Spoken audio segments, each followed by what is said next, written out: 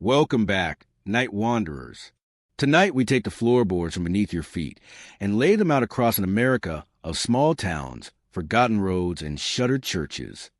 These are not reports or histories. These are stories, invented, atmospheric, and spun from the uneasy intersection of ritual, rumor, and the human heart. If you crave chills, dim the lights and let this narration sit like a cold breath on the back of your neck. Remember, these are tales of the imagination, written to unsettle and to entertain. Proceed if you dare. The bell of Harrow's Hollow, Maine, was not like any other bell in the coastal towns that dotted the gray Atlantic edge. It hung in the spire of St. Oran's Church, a weathered relic that leaned toward the sea, its wood swollen from centuries of salt and rain. The bell itself was cast in 1813, the same year the town was founded, and locals said it had never stopped ringing, even after the congregation stopped coming. Harrow's Hollow was a kind of place that felt suspended in mist, a town that never quite woke up from its own history. Fog rolled in thick and low, clinging to the shingles, swallowing the lamplight. Fishermen said the sound of the bell guided them home when the sea turned against them, but others whispered it was calling to something else, something that had never left. The story began with a woman named Elsie Warren, a schoolteacher who lived alone near the cliffs. She was known for her soft voice and her habit of walking to the church each evening to light the altar candles. In 1891, during one of the worst storms the coast had ever seen, she vanished. Her cottage door was found ajar, her shoes by the fire, her supper still steaming. The only sound that night, above the shrieking wind, was the bell. It rang without pause until dawn. When the storm cleared, the townsfolk found nothing, no body, no footprints in the sand, only the heavy salt smell of the ocean and the echo of that tolling. The pastor, Reverend Harland, ordered the bell chained, its clapper bound in cloth. But each year on the anniversary of Elsie's disappearance, the church would fill with a sound again, a deep, sorrowful peal that rolled over the harbor and into the bones of every house in Harrow's Hollow. People said it was Elsie's soul, bound to the bell for reasons no one understood. Some believed she had fallen from the cliffs, and the sea refused to give her back. Others thought she'd made a promise to something in the fog, an old coastal spirit that traded voices for safe passage. Whatever the truth, the bell did not stop, and no one dared climb the tower after nightfall.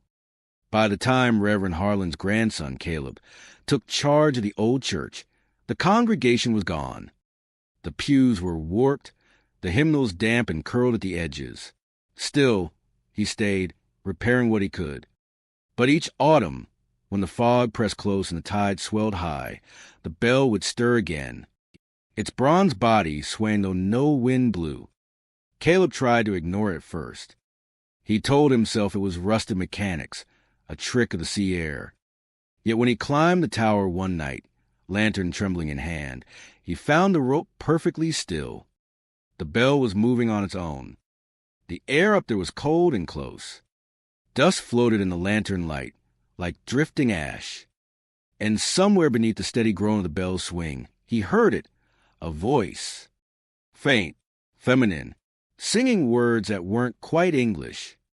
He found an old Latin prayer in his grandfather's notes, written in ink that had bled through the paper.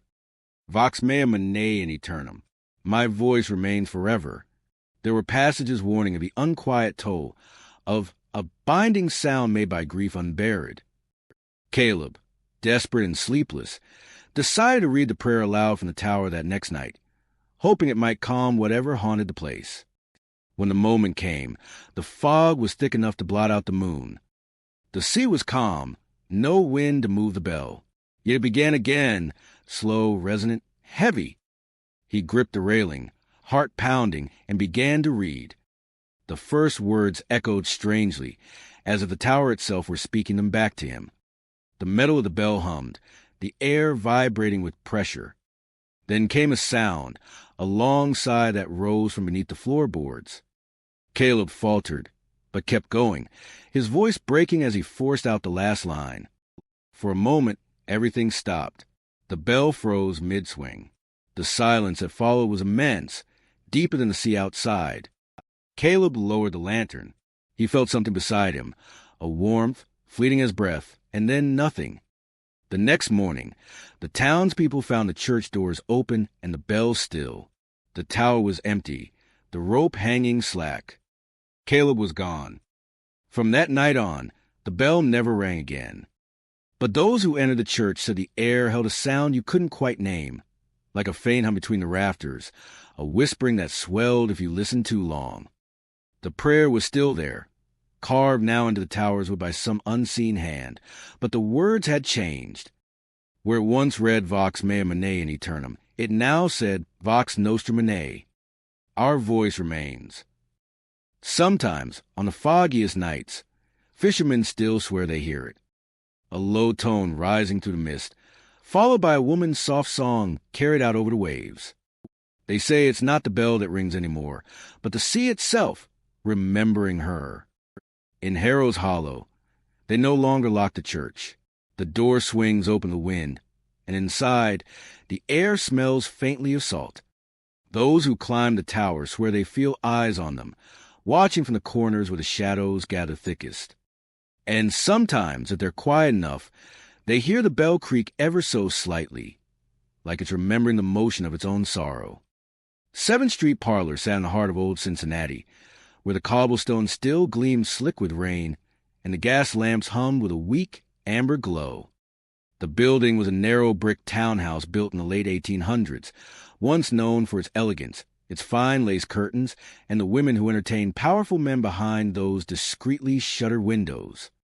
But what remained of it now was a decaying shell. Faded wallpaper, warped floorboards, and one terrible mirror that no one could bear to look into for long. Locals called it the parlor with two faces. By day, sunlight struggled to the grime-coated panes, revealing only dust and decay. But at night, the air thickened with perfume and whispers, and shadows moved like living things across the faded carpets. There were stories of footsteps pacing above the ceiling when no one was there, of laughter rising from cold rooms, of a brass-framed mirror that reflected more than the living. The mirror was the centerpiece of the parlor, an ornate piece with curling leaves etched into the brass, standing floor to ceiling. It had been imported from France in 1883 by the house's original madam, Delilah Moreau, a woman with a reputation for charm and cruelty in equal measure.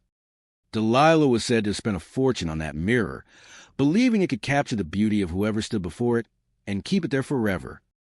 But when she died, her face was found frozen in horror, her eyes turned toward that very reflection. For decades, no one dared to touch the mirror. When the parlor shut down in the early 1900s, it was left to rot, sealed behind dust and disuse. But the city grew around it, swallowing the past with neon and asphalt.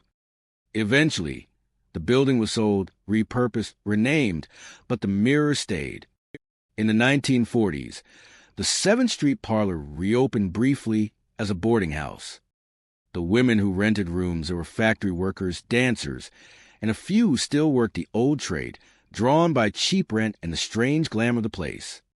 The caretaker warned them not to stay in the front room, the one where the mirror stood. He said the glass would fog even when the air was cold, as though someone were breathing on the other side. But curiosity is its own kind of hunger. One of the tenants, a woman named Lila Monroe, laughed off the warning.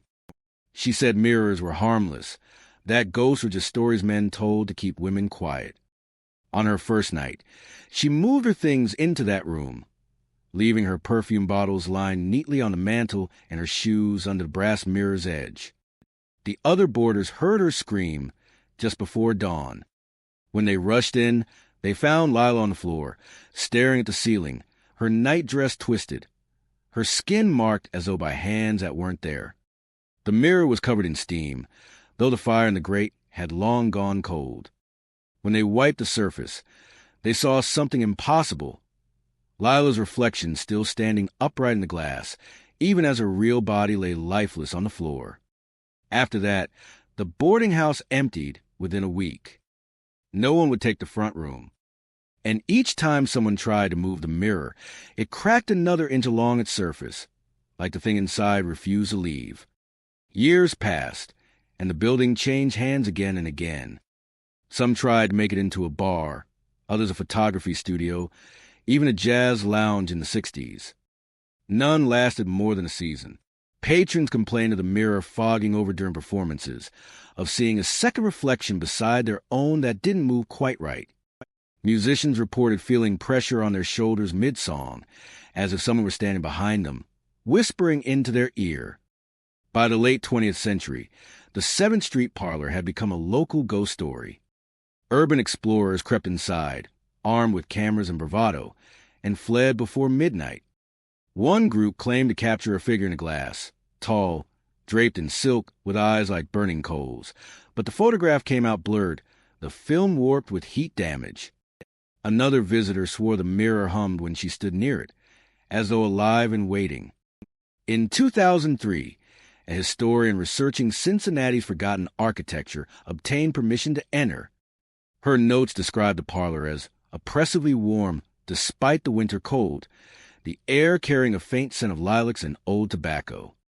She wrote that the mirror seemed to shift as she moved, showing the room behind her at an angle that didn't exist. When she raised her camera, the brass frame began to tremble. The photo she took came out blank white, scorched from overexposure. She left the building, returned the keys, and refused to speak of it again. Weeks later, her apartment neighbors reported the sound of a bell ringing from her living room at odd hours. Though she owned none, the mirror remains in that building, veiled now beneath a heavy cloth. Property developers refuse to remove it, claiming every attempt ends with cracked glass or injuries. Some say you can still hear a woman's sigh if you pass by the boarded windows at night. Others say if you wipe the dust away and stare long enough, your reflection will blink before you do. The Blackwater Motel sits on the edge of a forgotten highway in southern Georgia, surrounded by cypress trees and the smell of swamp water. Its faded neon sign flickers with a weak red glow, the word vacancy always half-lit, no matter the season. Locals drive past without looking, their eyes fixed on the road ahead, because they've heard what happens to those who stop there after dark. It's a one-story place, built in the late 1950s when travelers still needed a bed between Atlanta and the coast. The paint is peeled away, and the air smells faintly of mildew and iron. The rooms all look the same. Thin curtains, dusty lamps, a television that hums faintly even when unplugged. But there's one thing no one forgets once they've seen it. The boy in the stained white shirt. Most guests who arrive late see him first in the reflection of the window or the glare of the parking lot light. A small figure standing barefoot near the foot of the bed, head tilted slightly to one side. His face is pale and expressionless, and his shirt, though white once, is smeared with brown, as if with rust or dried mud. Those who've seen him say he doesn't move. He just stands there, watching, counting something quietly under his breath. It always happens the same way. The guest blinks, and he's gone. The air feels heavier, colder, and somewhere in the room comes a faint sound of coins clicking together, one by one, slow, deliberate. The motel manager, a weary woman named Darlene who inherited the place from her father, tells newcomers not to ask questions about the boy. He doesn't bother you if you don't bother him, she says. But her eyes always shift toward room 6 when she says it, the oldest room in a row, the one she never rents unless the rest are full. According to the oldest records, there was once a family who ran the Blackwater back when it first opened, a husband, wife, and their son, Henry. The boy was 10. They lived in the small apartment behind the laundry room, where the mother washed sheets and the father managed the bookings. One summer night in 1962, after a week of heavy storms, the motel flooded. The river that wound behind the property burst its banks, swallowing the backyard and filling the low rooms with water. When the flood receded, the guests were safe, but the boy was gone. They found his toy jar floating near the stairs, a mason jar filled with pennies he'd been collecting all summer.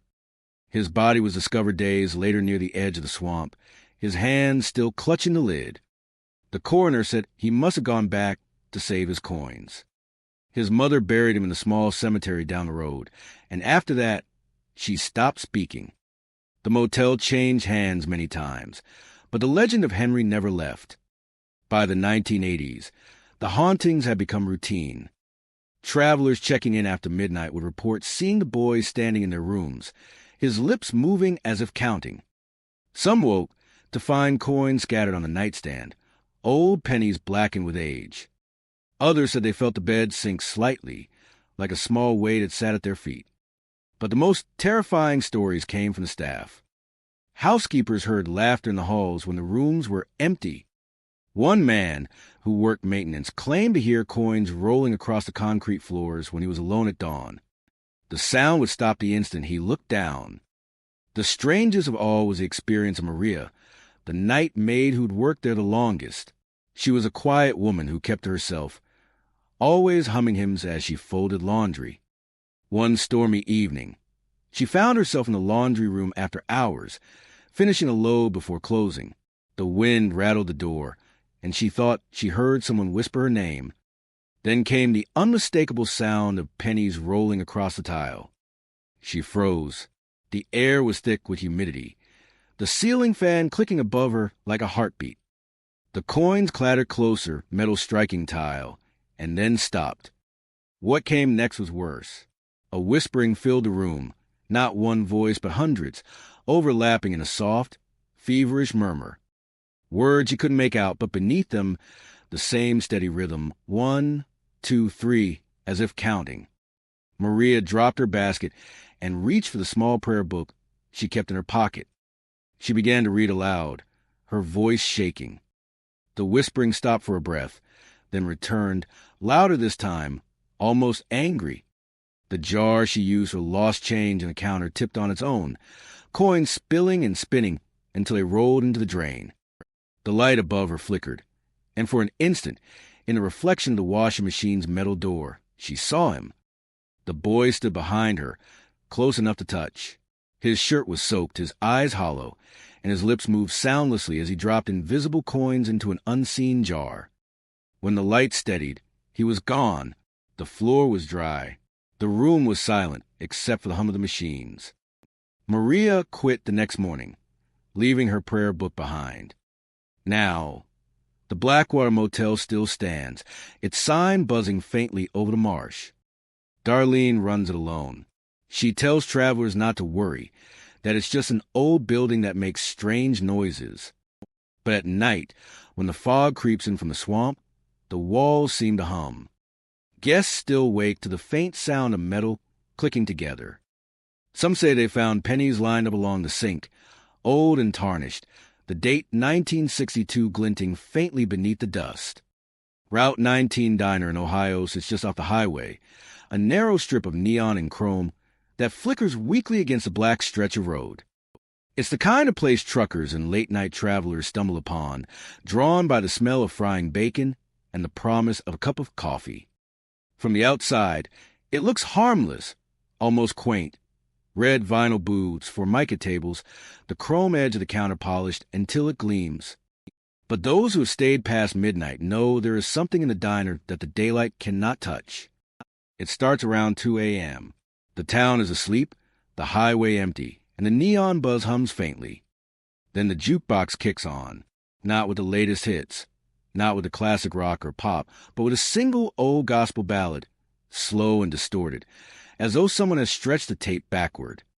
The notes groan, the piano drags, and the singer's voice is warped until it seems to crawl across the room, syllables dripping like molasses. The cook, Earl Thompson, has worked there for nearly 30 years. He doesn't speak much, but those who listen say he mutters to himself when the song plays. "It's calling my name," he whispers, sometimes to no one. The letters of his name appear in the song when it's reversed, he says, though no one else can hear it. He refuses to explain further, only pointing to the coffee machine. "Taste it," he says. It's iron tonight. And indeed, the black brew takes on a metallic tang, so heavy it clings to the teeth. Forks and spoons feel like lead when dipped in the cup. Many travelers dismiss it as imagination, a late-night trick of the diner lights and too much caffeine. But some swear they've heard it too. The ballad stretches backward, looping over itself, singing secrets they cannot understand. And the smell of coffee, hot and acrid, fills the diner in a way that doesn't seem natural, the aroma thick and almost bloody. Once, a traveling evangelist came through. He was a tall man with a worn hat and a Bible tucked under one arm. He smelled the coffee and saw the jukebox groaning in reverse and shook his head. On the counter, he set a wooden cross, carved and polished, and shouted a psalm. The sound was sharp and loud, echoing through the empty booths. For a moment, the jukebox fell silent, the distorted notes cutting off mid-phrase, as though someone had yanked the cord from a wall. The diner breathed a stillness that felt unnatural. Earl looked up from the grill, eyes wide, and whispered, "It's quiet for now." But the coffee, freshly poured for the evangelist, began to stain his hands. He wiped, splashed water over them, scrubbed with soap, even used a rag soaked in bleach from a back room. The stains persisted, dark and metallic, like rust bleeding into his skin. He dropped the cup in fright, the porcelain clattering to the floor. Even when the liquid was gone, the color remained. After that night, the evangelist never spoke of the diner again. He left Ohio quietly, but locals say the story spread along the highways. A diner where the coffee remembers, where the jukebox sings backward, and where holy objects cannot fully cleanse what has been touched. Earl says he doesn't mind the music or the stains. He believes the diner has its own way of marking time, of keeping secrets for those who come too late. The jukebox, he claims, chooses who to speak to, who to name. Regulars know better than to stay past midnight. They eat their eggs, drink their coffee, and leave before 2 a.m. When the bell above the door jingles for the last time before darkness, the diner tilts slightly, like a ship caught in a calm, invisible tide. The booths seem empty, but shadows gather, folding into the vinyl corners, watching. The chrome edges of tables catch the dim light and reflect movement that isn't there. Some nights, Earl hears whispers in the notes of the backward gospel, words he does not understand, but which feel urgent, pressing against the walls, the floor, the ceiling. The air thickens, heavy with the smell of coffee, metal, and something else, something earthy, like damp soil turned in a grave. Travelers who pass through in daylight see only a sleepy diner, a roadside stop frozen in time. The neon flickers, the sign buzzes faintly, and the coffee smells faintly of toast and cream. But those who arrive after dark, who linger past the witching hour, hear the slow piano drag backward, the voice sliding across the booths, and taste the coffee like iron. Earl wipes down counters, adjusts the jukebox needle, pours another cup. The song groans again, low and backward, pressing the letters of names into the air. The diner waits, patient and quiet, for the next visitor to arrive. Even the mop and bucket in the corner seem to shiver when the notes stretch, bending time in the little diner on Route 19. Coins on the counter rattle softly, though no one has touched them. And the coffee, always, stains the hands of anyone foolish enough to linger long enough to hear what the jukebox is saying, tasting the song and the bitter metallic bite of the brew. The white curtain house sits on the outskirts of Louisiana Bayou, a grand plantation home whose shutters creak in the humid wind, and whose walls seem to lean slightly, as if bowing to centuries of history. By day, it gleams with freshly painted white columns and manicured gardens, its charm capturing the eye of anyone passing through.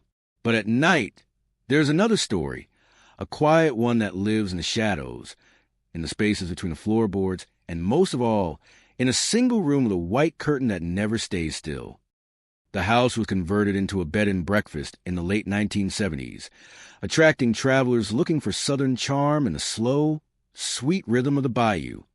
Guests would arrive with suitcases and cameras, expecting quiet nights and warm hospitality. But there was always one room, Room 7, where the air felt heavier, warmer, and oddly scented, like magnolia petals mixed with something metallic. It was a room with a curtain that refused to rest. The curtain hung from a rod above a tall, narrow window overlooking the overgrown garden and the small stretch of cypress swamp beyond. By daylight, it looked harmless, white silk, soft and flowing. But by dusk, it moved as though alive, rippling in waves even when the air was still. Guests reported that it never stayed put, no matter how tightly they pinned it back or tied it with the ribbon provided by the inn.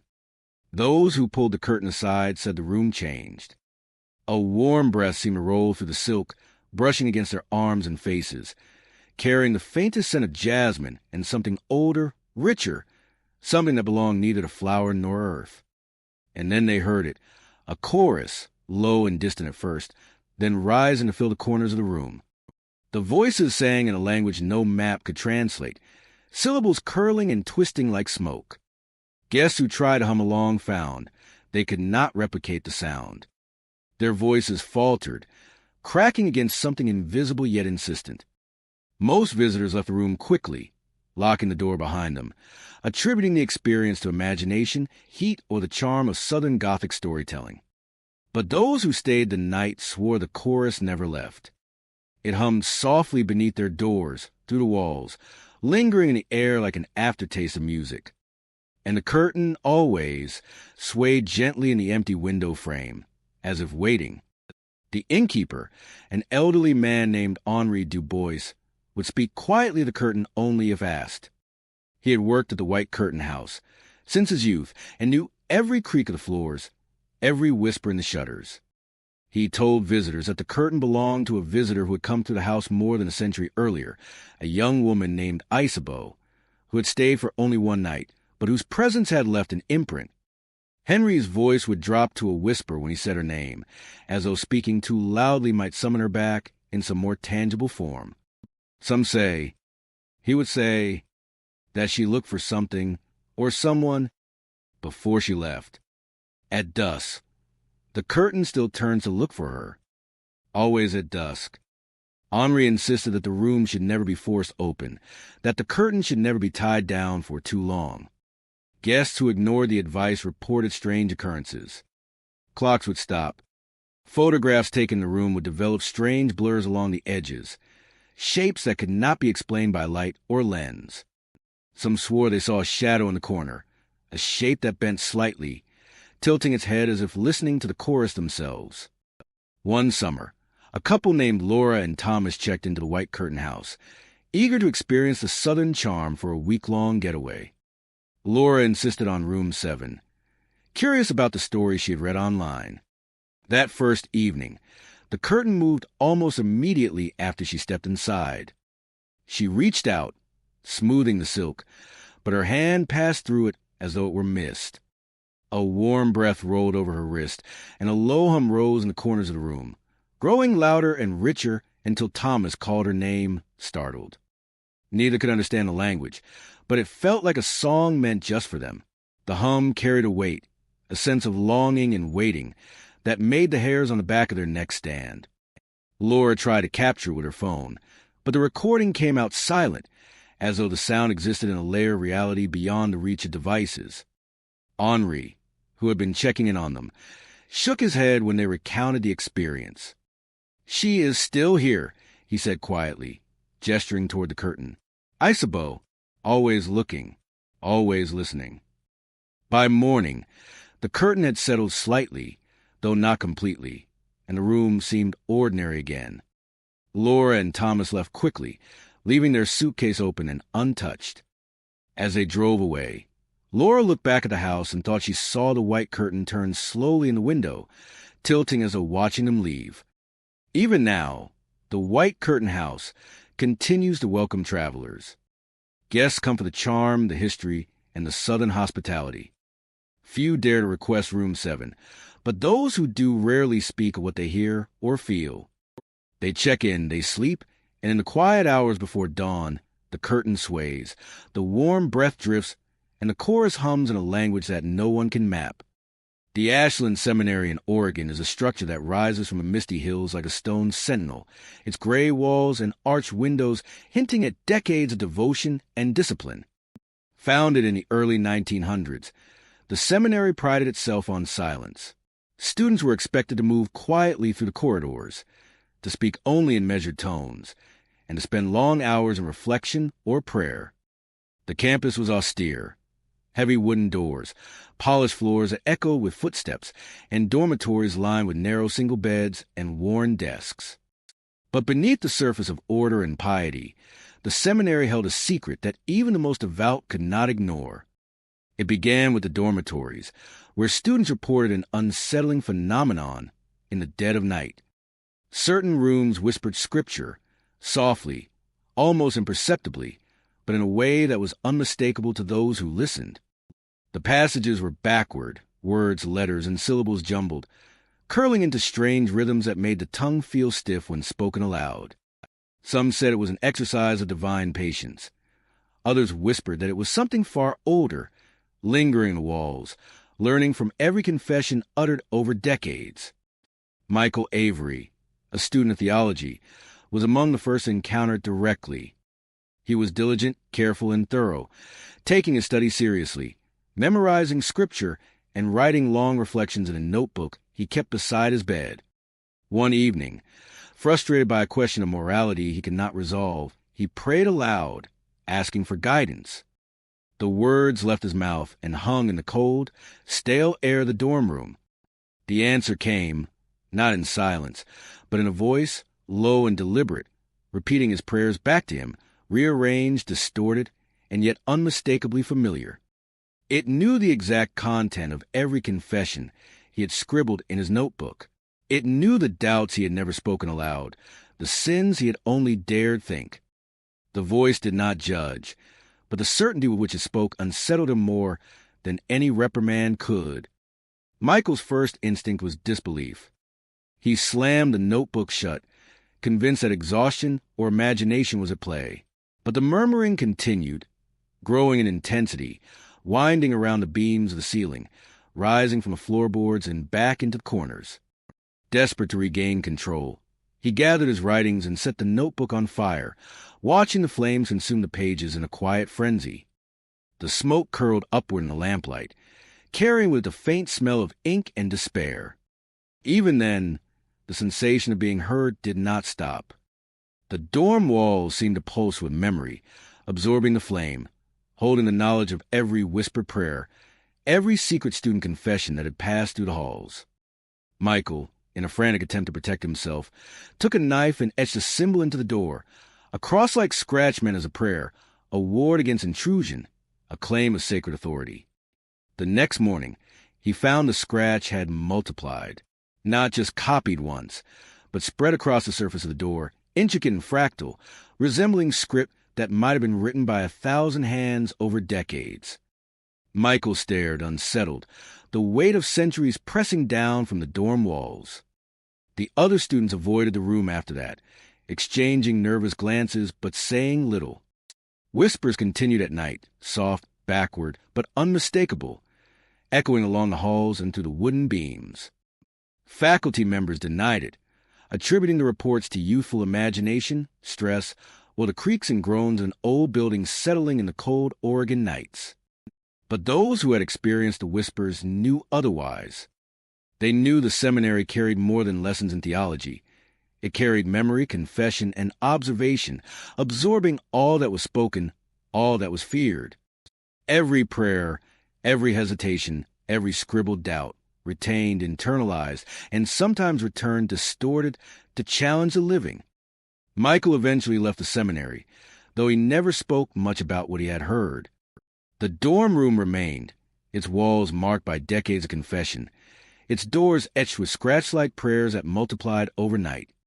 Students would occasionally glimpse the faint curling symbols in the corner of their vision, feel the soft pressure of a voice answering their thoughts, and smell the faint trace of burning ink. The seminary endures, austere and imposing, teaching scripture, discipline, and reflection. But within its walls, the knowledge of the past remains active, aware, patient. Those who enter dorm rooms at night sometimes hear the backward whispers, see the scratching multiply, and feel the unsettling certainty of a voice that has heard everything, that remembers, and that is always ready to respond. Ashland Seminary is a place of study, of piety, of devotion, but it is also a place of memory, a house that listens, a structure which the prayers of the faithful may return, altered, carrying truths even the most devout were not prepared to face. In the dormitories, in the quietest hours, if one listens carefully, it is possible to hear the backward recitation, the echo of decades of confessions, and understand that some knowledge refuses to stay confined, that some walls never forget.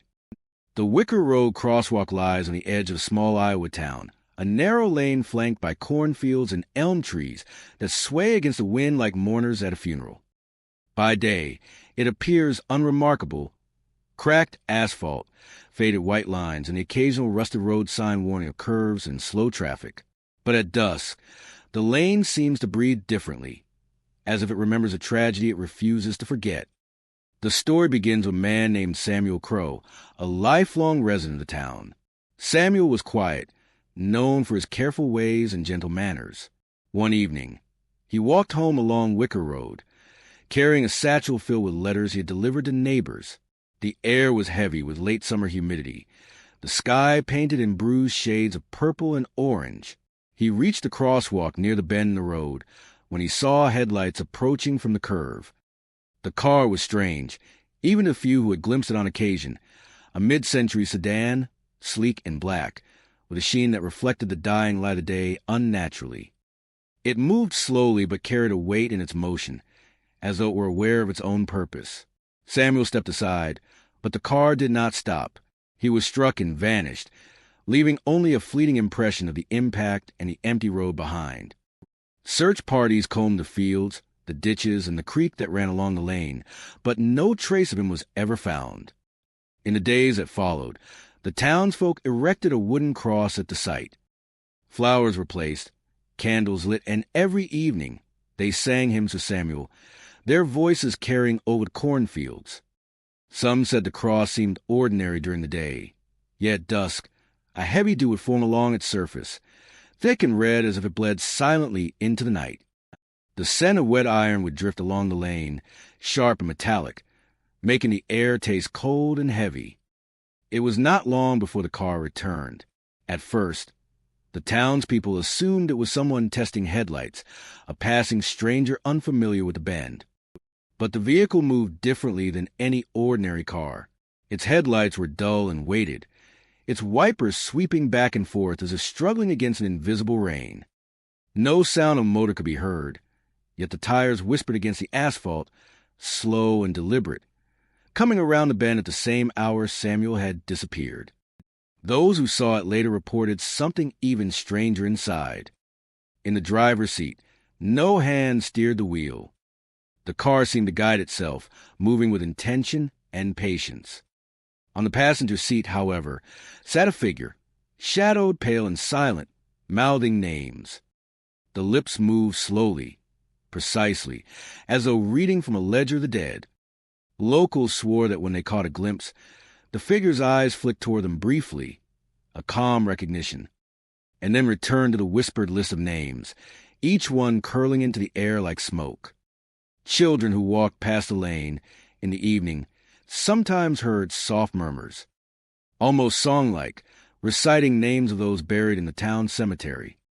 The voices were gentle, not threatening, but carried a weight that made grown men shiver. One elderly farmer said he recognized his own grandfather's name, uttered softly in a breath that seemed to rise from the asphalt itself. The cross continued to bleed nightly, and the dew would soak the wooden post until the scent of iron hung in the air. No matter how often it was cleaned, the redness would return, persistent and unnerving. Flowers placed at its base often wilted within hours, and candles extinguished themselves without wind. Townspeople began leaving coins, notes, and small trinkets, offerings to whatever lingered, hoping to appease the presence that roamed the lane. Drivers who took Wicker Road after dusk began leaving for alternate routes. Some reported seeing the sedan moving without driver or sound, its headlights heavy and deliberate. They spoke of the shadowed passenger, mouthing names they did not recognize, yet somehow understood. One trucker, insisting he had no fear, drove past 3 nights in a row and swore the same names he had read in the cemetery ledger were being repeated back at him, carried in whispers to the cab of his rig. The town eventually accepted Wicker Road as a place that existed between memory and the living. Samuel Crow was never found, but his presence lingered, not in the body that might have been, but in the lane itself. The cross remained, a bleeding sentinel at the bend, and the car continued its silent patrol, appearing each evening without fail. The air grows heavy at twilight, thick with the smell of iron and dew, and the murmur of names drifts from the asphalt, echoing the lives recorded in the cemetery ledger. Travelers unfamiliar with the story often pass the lane without hesitation, but those who linger too long feel the weight of memory pressing against them. The road curves, the trees bend, and the lights of the sedan appear, slow and deliberate, moving as though guided by unseen hands. The passenger sits quietly, mouthing names, counting the dead, and reminding the living that some presences do not fade. Some crossings never truly end, and some losses continue to walk among the cornfields of Iowa long after the body is gone. The Wicker Road crosswalk remains a place of silence, of songs sung backward, and a shadowed memory that moves without steering. The townspeople continue to watch, to place their hymns and their candles, but the lane keeps its secrets, and the car drives its endless circuit, carrying names from the cemetery into the dusk, leaving dew-stained wood and whispers that echo long after the last light fades. The Red Lamp Library sits at the edge of a small Vermont town, a brick building with ivy crawling along its walls and a tall, narrow spire that casts a long shadow across the street. By day, it is quiet but ordinary. Patrons browse dusty shelves, children gather for story hour, and the smell of old paper mixes with a faint tang of polish on the wooden floors. But as dusk falls, the library takes on a different life, one that is never mentioned in brochures or town histories, a presence that lingers long after the doors are locked. It began one autumn afternoon during the children's story hour, a weekly ritual where the youngest townsfolk gathered around a low reading table while a volunteer narrator read from picture books. That day, the narrator, a young man named Colin, had discovered an old folk tale tucked away behind newer editions. Curiosity overcame caution, and instead of reading the story as printed, Colin read it upside down, word by word, syllable by syllable.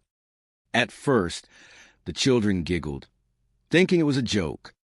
But then the pictures in the book seemed to respond.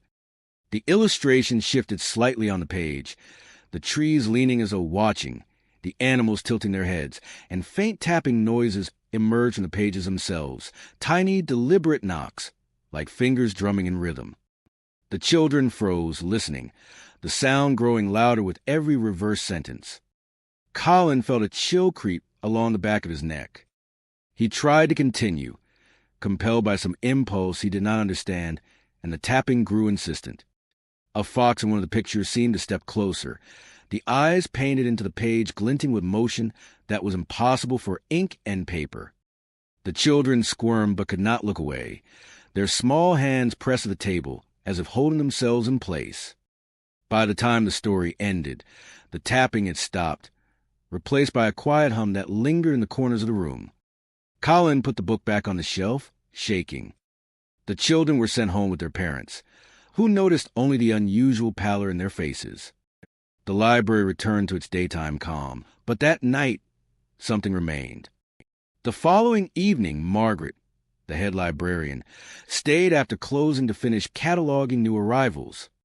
She walked the aisles in the dim glow of the desk lamps, the carpet muffling her steps. She noticed the children's corner first. The books from the upside-down story hour lay stacked on the table, as if untouched, but the crayon drawings pinned to the bulletin board had changed. Stick figures of children had drawn earlier in the week now had faces. Faces older than the paper, eyes lined with years and mouths, set in expressions that seemed too knowing for the young hands that had created them.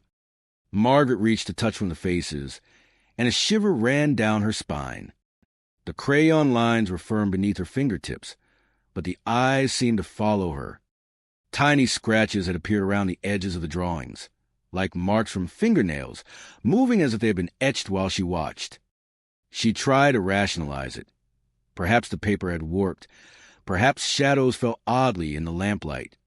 Yet the feeling of being observed, of small sentience in the artwork, would not leave. She returned to the bookcase where the folk tale had been, and noticed a subtle tremor in the spines.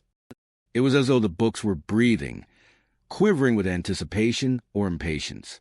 The hum returned, low and vibrating, and she swore she heard soft tapping again, Not from the floor, not from her fingers, but from the walls, the books themselves. Margaret turned toward the door, thinking to leave, when she saw movement in the corner of her eye. A stick figure from one of the drawings was no longer flat against the board. It tilted, leaning forward slightly, and its eyes met hers. For hours, Margaret catalogued and tidied, never taking her gaze fully from the drawings. Each time she turned a page of a book, she thought she heard whispers.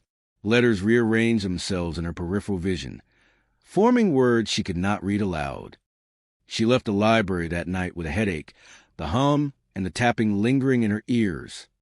She locked the doors behind her, but the sensation of observation continued until she reached her home.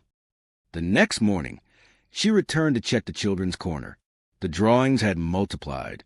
New figures appeared overnight. Crayon lines twisting into more faces, more eyes, all older than the paper and watching. Books were slightly shifted on the shelves, some pages creased in patterns that suggested movement, as though the stories themselves had rearranged in the dark. Staff who arrived later noticed that the folk tale, once on the bottom shelf, now rested on the reading table, open to the upside-down page, as if waiting for another reader. Word of the oddity spread quietly through the town. Some parents complained about the children's unusual reactions during story hour, whispers in their rooms at night, unease that clung like fog. Others spoke in hushed tones of the library's atmosphere after closing, tapping, humming, the subtle movement of books. Margaret continued her work, keeping a careful record, but she never read the folk tale aloud again. She could not, for fear of what would respond. The Red Lamp Library endures, a place of knowledge and community, but one room holds something else. Children's stories are told, crayons are pressed to paper, and the folk tale waits on the shelves. At night, when the lamps are dim and the wind presses against the windows, the drawings shift, the pages tap, and the reverse sentences echo softly, inviting another reader to witness what stirs behind ink and paper.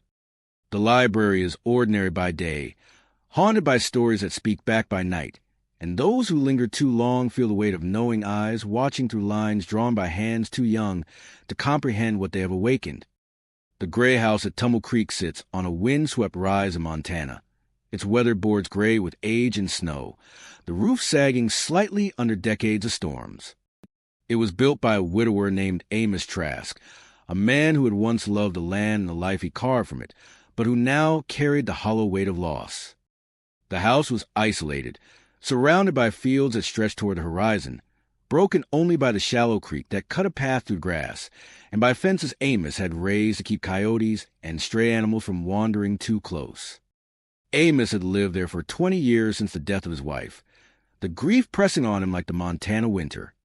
At first, the fences seemed sufficient to keep the wild at bay, but soon he began to notice the strange tracks.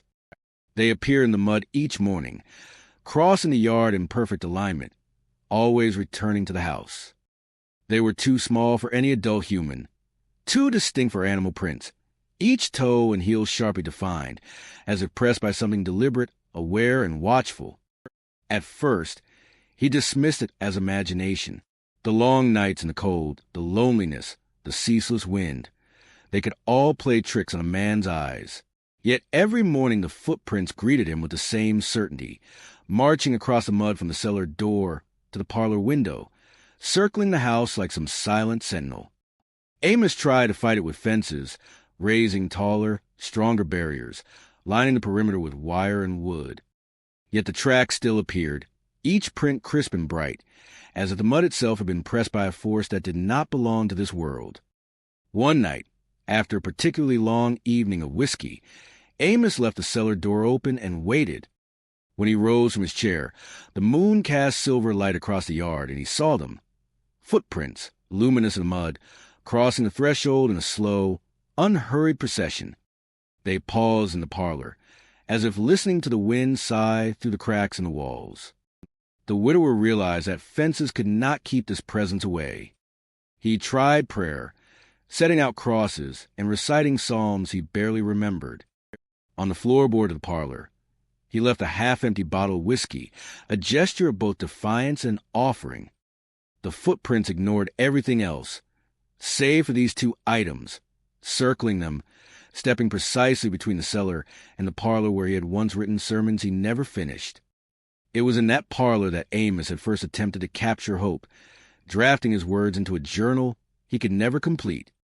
Now, the unfinished sentences seemed to echo in the footsteps, the cadence of the prince marking out syllables he could not understand.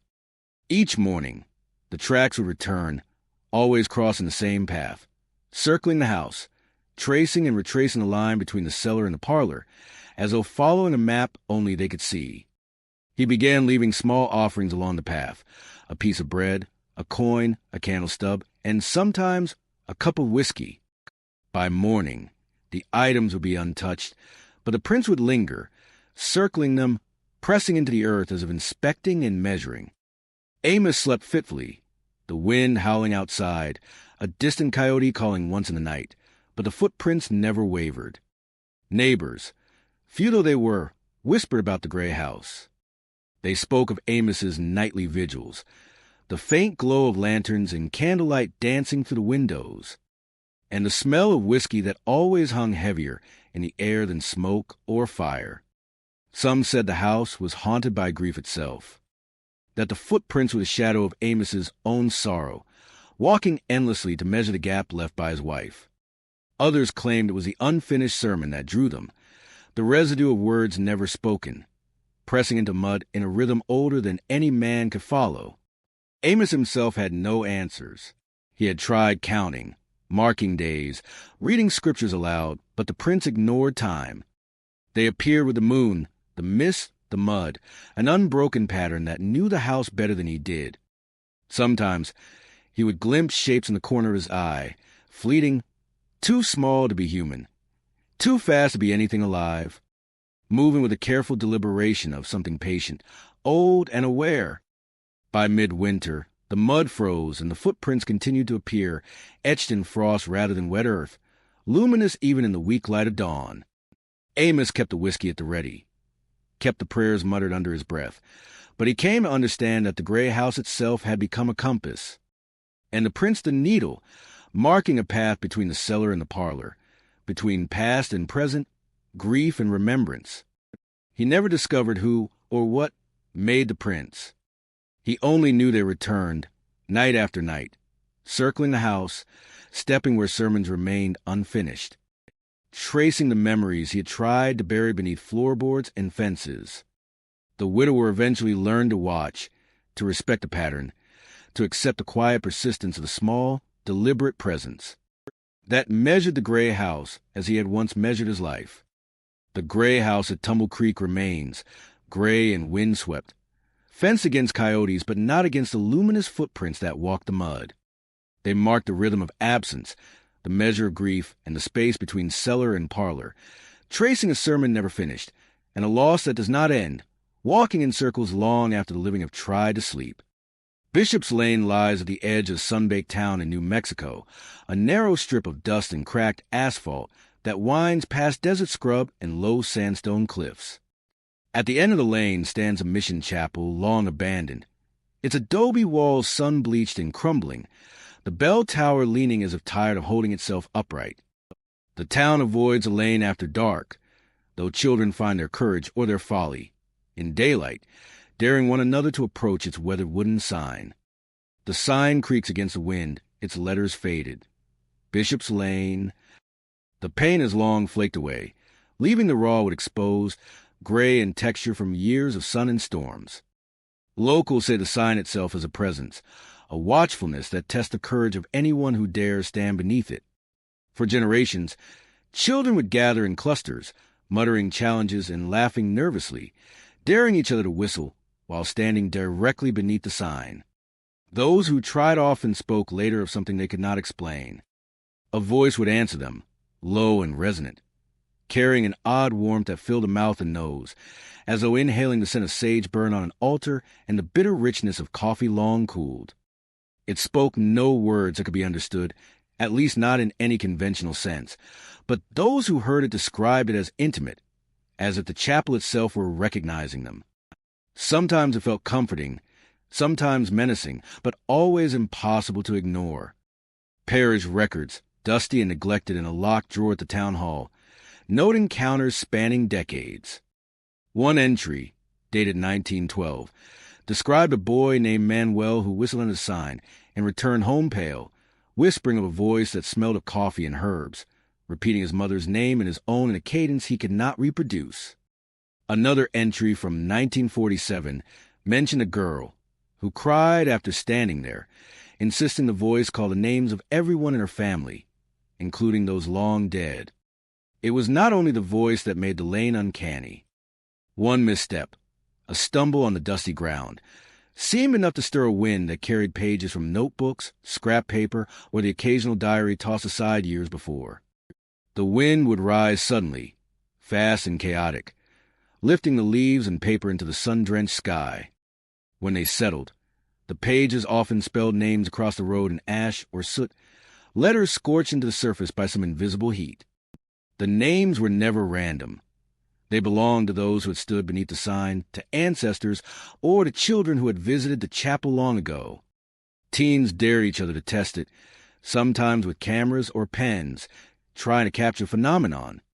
The wind would come, tearing notebooks into fragments. And for a moment, the names in ash were visible, etched across the sand-colored asphalt, only to vanish minutes later under the sun's glare or the sweep of a broom. No photograph ever captured the effect clearly. It was always blurred, smoke-like, as if the camera refused to record it. Adults spoke in whispers of the lane and its chapel, avoiding it for more practical reasons. Wild dogs, rattlesnakes, and the ever-present heat, but there were always those drawn to it. Some claimed the abandoned mission was built on sacred land, a crossroads between the living and the departed. Others said a priest who vanished in the 1800s had left his presence behind, the voice a lingering echo of prayer, the wind a form of judgment or memory. One summer, a boy named Santiago dared himself to linger beneath the sign longer than usual. He whistled a slow, steady tune, listening as the voice responded, weaving between the notes, warm and aromatic. He stepped carefully, not moving off the center of the dusty lane. Yet the wind rose anyway, scattering scraps of paper into the air. He watched wide-eyed as the pages spiraled down and letters formed names in ash across the lane. Among them was his own, though he had never written it down. He could feel the heat of the letters in his shoes, a subtle, insistent pressure that made his knees tremble. Santiago fled, stumbling along the lane, but the image stayed with him. The names burned into the road, the smell of sage and coffee lingering in the hot desert air, the sense of an audience he could not see. He never spoke of it to anyone, except in whispered recollections decades later, describing the lane as alive, aware, and quietly patient. Bishop's Lane remains unchanged. The sun bleaches the adobe chapel. The wooden sign creaks in the wind, and children continue to dare each other to whistle beneath it. Each time they do, the voice may answer, carrying the scent of sage and old coffee. A misstep, a stumble, a careless shuffle in the dust can summon the wind, sending pages swirling to spell names and ash across the road. The lane is empty most of the day, yet it watches, remembers, and waits, a narrow path to a chapel where memory, scent, and whispering wind are as real as the heat of the New Mexico sun. The town leaves it be, giving it quiet respect. No one touches the chapel. No one tampers with the sign. And when night falls and the desert cools, Bishop's Lane stretches outward, waiting for those brave or foolish, enough to hear its voice, feel its wind, and see the names etched in ash, reminding every passerby that some roads are not meant merely to be walked. They are meant to be witnessed. Mercy Street Orphanage sits at the edge of a small Kansas town, a brick building with peeling white paint and shuttered windows, the kind of structure children once ran past with wonder or fear. It closed for good in 1963, a casualty of dwindling enrollment and changing times, but the memories of the building lingered long after its doors were nailed shut. Locals spoke in quiet tones of the orphanage, of children who had slept in narrow beds lined with metal frames, of the nightly routine of prayers, and of the strange music that sometimes carried down Mercy Street. For years, the building was left to rot. Vines crept up the walls, the roof sagged under the weight of snow and neglect, and the wind whispered through broken panes. Yet the curious and the brave, or foolish, as some said, would sometimes enter during the night. Volunteers from historical societies or paranormal clubs, armed with flashlights and notebooks, reported experiences that could not be explained by architecture or imagination. The first unusual occurrence came from a group documenting the building for a town archive. They reported hearing the faint sound of children singing lullabies, soft and tentative, echoing through the hallways. At first, it seemed ordinary, the kind of distant noise that could be carried from the street or imagined in the quiet of an empty building. But as they walked further into the orphanage, the lullabies began to rearrange themselves. Words shifted and syllables repeated, looping like a man counting gears of a machine, methodical and mechanical, yet still melodic, still recognizable as a song meant to soothe. One retired matron, Evelyn Hartman, who had worked at Mercy Street for decades before its closure, returned once to the building after hearing reports. She carried her rosary, a habit from years of comforting children and teaching prayers, and entered the orphanage alone just before midnight.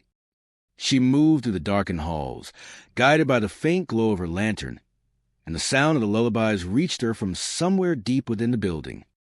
The chorus was different from what she remembered. It was distorted, stretched, rearranged, and yet undeniably familiar. Evelyn approached a room where the music seemed loudest, and when she held her rosary in her hands, she noticed something shocking. The last 3 beads were missing. She could not remember ever removing them, and the beads had not fallen.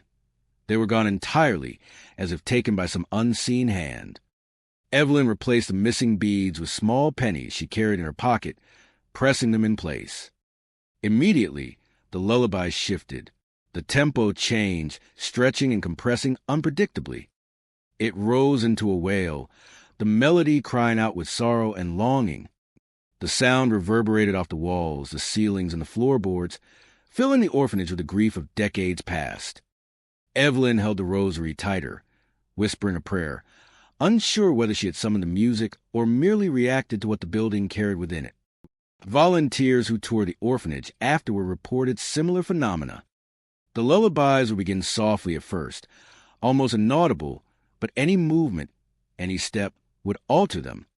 Words would reverse, syllables would repeat in strange sequences, and the rhythm would shift from soothing to frantic.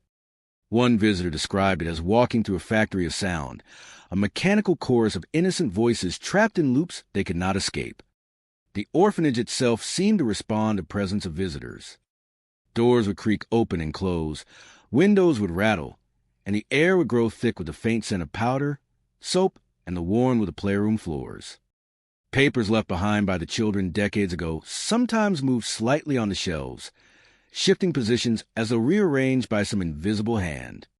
Lullabies were always present when anyone lingered in the building after dark, a chorus that carried both the sweetness of memory and the weight of decades of abandonment. Evelyn returned on several occasions, replacing pennies and the rosary beads whenever they disappeared.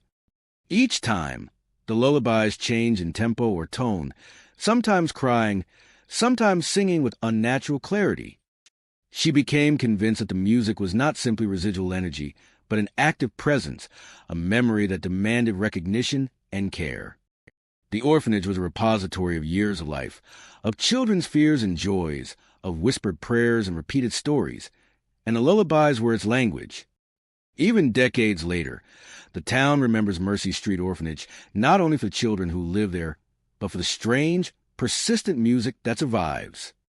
Volunteers still report the chorus of rearranged lullabies, the looping syllables, the rhythm like a man counting gears. Some carry rosaries, some carry notebooks, all hoping to witness the phenomena, and some, like Evelyn, leave pennies to restore balance, aware that the building listens, responds, and mourns, keeping alive the voices of the children whose songs refuse to be silenced.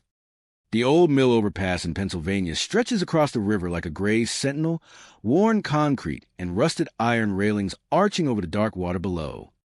By day, it is an ordinary overpass, Cars cross with a rumble of tires, and the river reflects the sun in fractured glimmers between the girders. But at night, when the streets are quiet and the river slips into shadow, the overpass hums with sound that is not entirely wind or water. Long ago, a mill stood where the river bends, its brick walls rising from the bank, the windows darkened by soot and age. The looms inside clattered and spun to the long hours, and a young worker named Thomas Whitley would whistle to keep time with the rhythm of machines. His tune was simple, a melody that threaded to the metallic clatter of looms, rising and falling with the beat of the machinery. It became so ingrained that the work continued in perfect cadence, as though the loom itself had learned to follow his voice. Decades later, the mill closed, its looms dismantled, its walls emptied of labor and sound. Yet something of the rhythm remained. Those who drive across the old mill overpass after midnight swear they can hear it, the faint hum of machinery, mechanical and human at once. The bridge itself seems to vibrate softly, carrying the pulse of the old loom across the river. The hum is subtle at first, a low resonance beneath the tires, but it grows if the listener slows, if the driver slows to listen and holds the car steady in the center of the lane. Those who have tried report other phenomena as well. Radios flicker between stations, static filling the speakers, only to resolve into a whispering voice. The words are rarely comprehensible, but one old name emerges, repeated in rhythm with a hum, a chant of threads echoing from the past. Some claim it is Thomas Whitley himself, his memory tied to the sound of the loom, speaking in syllables only the overpass can carry. Others say it is a machine, remembering the cadence of hands and voice that once guided its motion. Children, naturally curious, sometimes venture onto pedestrian walkway. One evening, a little girl leaned over the railing to drop a ribbon into the dark water, watching it flutter in the breeze. For a moment, it seemed to vanish, then it rose again without hand or tug, drifting upward as though caught on an invisible string. It wrapped itself around the iron railing, nodding neatly, as though secure by the rhythm of the bridge itself. The girl ran home screaming, and her parents forbade crossing the overpass after dark, but the story spread quickly. Car headlights sometimes illuminate the faint shimmer of thread-like shapes along the guardrails, or across the asphalt, glimpsed for a second before disappearing. Drivers who slow to watch the shimmer often find their radios flickering in time with the hum, the static pulsing in a rhythm that matches their heartbeat, only to clear into a soft whisper repeating the old name. Those who call out often swear they hear the melody of the loom, a whistle threading through the overpass, carrying a sorrowful longing for hands that no longer touch the machines. Locals have grown wary. Some avoid the overpass altogether after dark, taking long detours through the quiet streets of the town. Others, braver or perhaps less cautious, drive slowly across, windows down, listening to the vibration beneath the wheels and the whispers in the air. A few have left offerings on the pedestrian walkway, small pieces of cloth, ribbons, coins, even spools of thread, in tribute or appeasement. In the morning, some of these offerings are gone, while others remain, tied to the railing or scattered across the concrete, as if the hum itself has rearranged them. Historians and folklorists speculate endlessly. Some claim the overpass has absorbed the memory of the mill, a resonance of human labor and mechanical rhythm frozen in the concrete. Others believe Thomas Whitley's spirit lingers, a worker tied to the pattern of the loom, haunting the bridge with a cadence he once kept alive. Those who have experienced it do not argue about explanations. They only know the sound, the hum, and the whispers exist. One late winter night, a young man stopped in the center of the overpass, engine idling, to record the hum. The car's radio flickered to static, and then a soft, ancient whisper rose. Thomas Whitley's name, repeated in a rhythm as precise as the shuttle of the loom. He leaned over the railing and dropped a scrap of cloth, and it rose again, twisting in the air before knotting itself neatly around the iron bars. The young man's breath caught, his recorder capturing only hiss and the faint vibration of the bridge beneath his tires, but he knew what he had witnessed could not be explained by wind or imagination. The old mill overpass endures, a gray structure spanning river and memory, carrying the resonance of industry, and the echo of a human voice long past. At night, it hums like the looms that no longer exist, whispers an old name through flickering radios, and lifts ribbons, threads, and scraps of cloth to hang along the iron rails. Those who slow to listen feel the rhythm of history in their chests, the pulse of work and life repeating, a melody of threads that cannot be broken. Even today, the bridge waits, patient, humming, and attentive. Cars pass, children dare to lean, and ribbons rise into night air, tied without hands. Threading the overpass with the memory of a whistle, a loom, and a man who once kept time for all who worked beside him.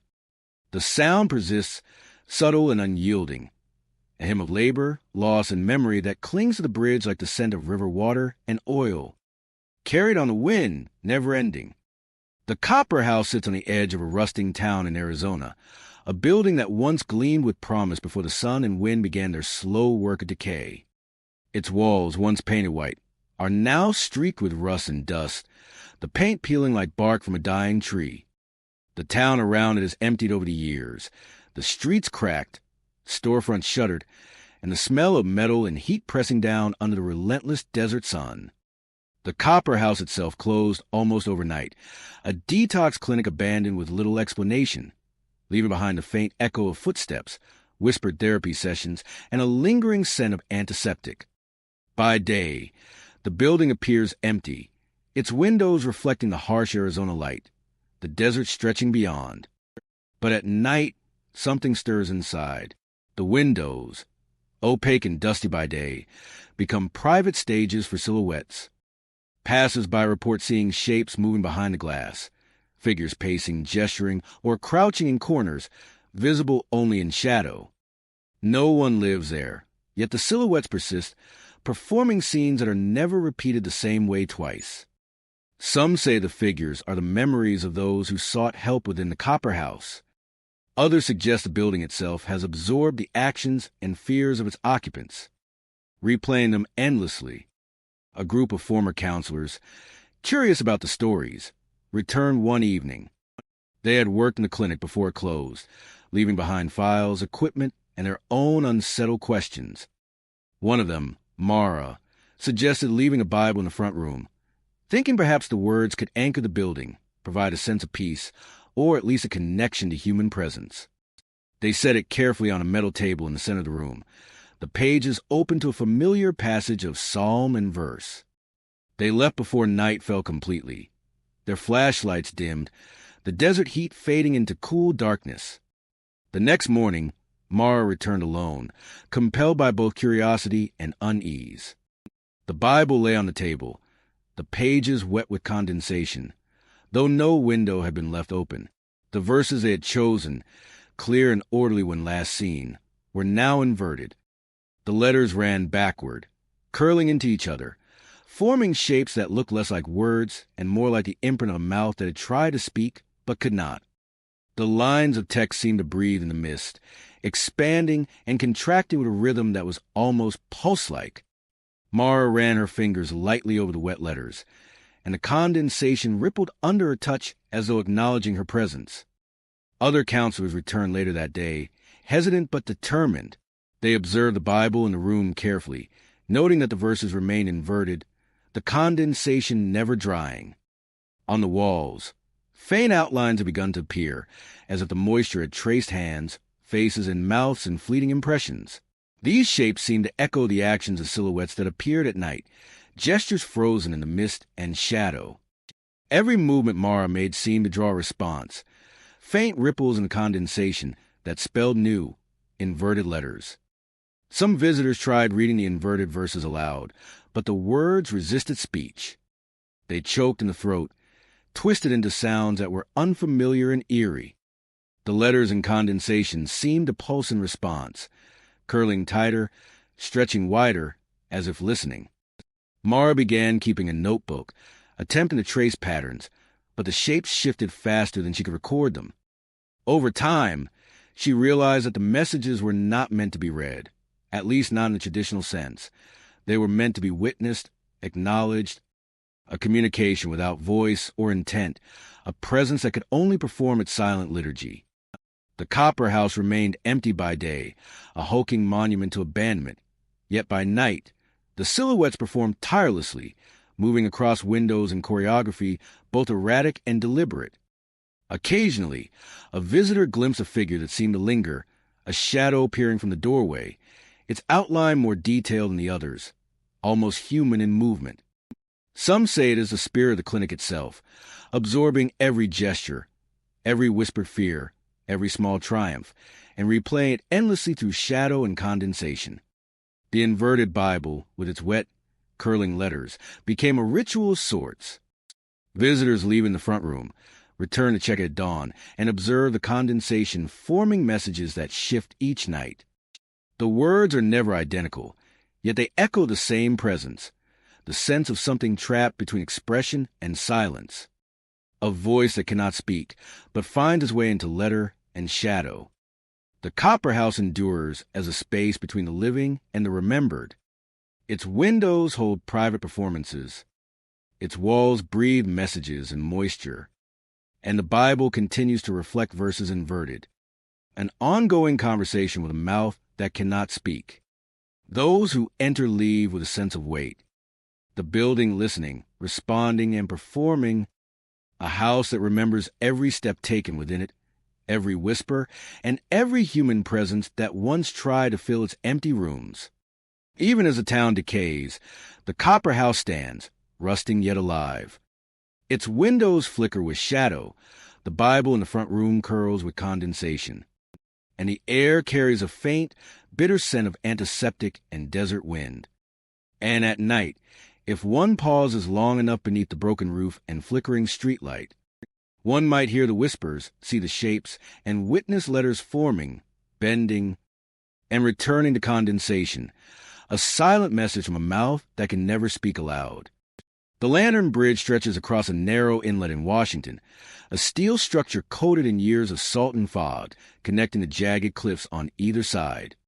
By day, it is a simple crossing, a path for vehicles and pedestrians alike. But when fog rolls in the sound, the bridge becomes something else entirely, a corridor of shadow and echo, a place where the ordinary world dissolves. Footfalls vanish into the gray, only to return amplified, twice as deep, as if the bridge itself were answering, repeating, and distorting every step taken across it. The phenomenon is subtle at first. Drivers or walkers who cross when the fog is thin might hear the echo of their own footsteps, slightly hollow, slightly delayed, and dismiss it as acoustics or imagination.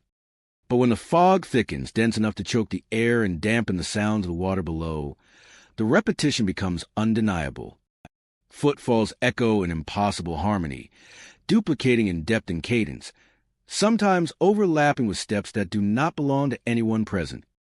People stop and listen, try to locate the source, but the echoes seem to emerge from the bridge itself, its steel girders resonating like strings tuned to memory.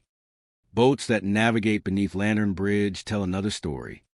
Fishermen and sailors have reported lines and anchors moving as if tugged by invisible hands, ropes tightening or slackening with no human intervention. Some claim they felt cold touches along the hull, brief and insistent, as though something below is reaching upward, brushing the decks and rigging. The animals aboard react nervously, dogs barking at unseen shapes, gulls wheeling above the water in agitation. One lighthouse keeper, a man named Harold, became obsessed with understanding the strange forces at play. His lighthouse stands at the head of the inlet, watching the bridge like a sentinel. One fog-heavy night, he decided to throw lanterns into the water, reasoning that perhaps floating lights might reveal movement beneath the mist. He launched several lanterns over the edge, watching them bob along the waves. At first, they drifted as expected, the flames flickering weakly against the fog, but moments later they returned.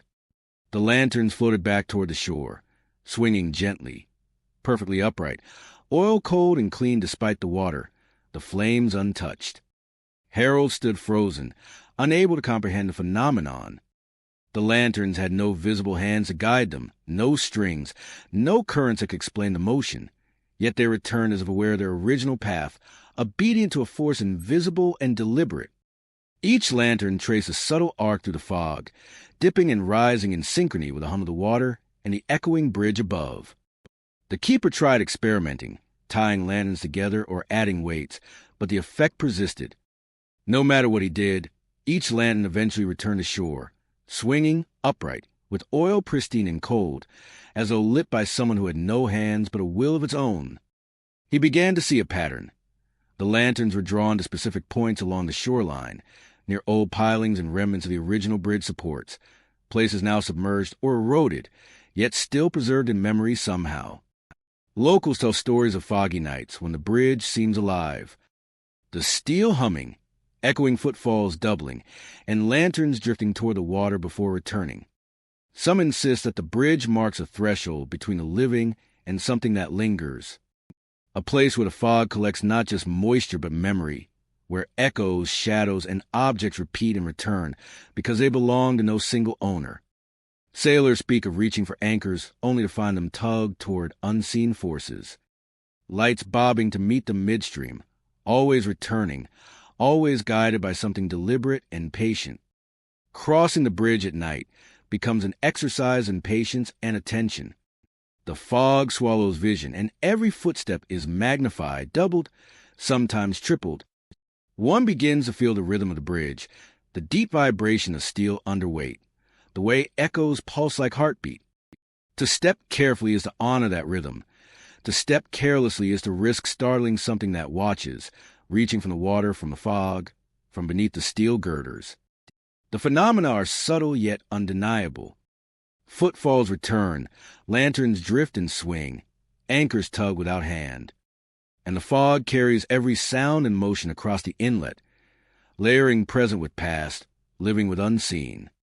Even when the sun rises and fog dissipates, the memory of the bridge persists in those who have crossed it. An echo that lingers in their ears, a rhythm that stays with the body long after the walk is over. The lantern bridge remains, suspended between river and sky, water and cliff, fog and memory. Boats continue to feel touches beneath the waves. Footsteps double in echo, and lanterns bob upright, oil untouched, returning faithfully. The bridge is patient and attentive, a sentinel of steel and shadow, teaching those who dare to cross that some paths remember more than footsteps, some waters respond to presence, and some lights float back even when no hands guide them. It waits, watching, swinging, humming, and echoing, a bridge alive with the subtle insistence of unseen forces, where fog carries sound twice as deep and the lanterns never fail to return. St. Elmo's Asylum Road winds through the rolling hills of Kentucky like a ribbon of asphalt frayed at the edges, flanked by dense woods and abandoned fields. By day, it is quiet, the occasional car or tractor disturbing the long stretches of silence, but by night, especially on windy evenings, the road carries a sound that chills anyone who dares to travel it. The locals speak of it in whispers, a cry that rolls down the slope, rising and falling with the gusts, echoing off the hills in a way that feels alive, deliberate, and mourning. The cry is unmistakable. Travelers who hear it insist it is a woman, calling out names, her voice raw and trembling, as though summoning children lost long ago. The sound seems to come from nowhere and everywhere at once, drifting from the treetops, slipping to the guardrails, rolling down the incline like water over rocks. Those brave or foolish enough to stop and listen report hearing syllables broken, uneven, the cadence of someone counting off children, names unfamiliar, some hauntingly familiar, carried by the wind and waves that rise and fade. Stories date back decades. Before the road was paved, before asphalt sealed its twists and turns, the asylum stood nearby, a sprawling brick building with iron gates and barred windows. Patients came and went, some released, some lost as shadows of the institution.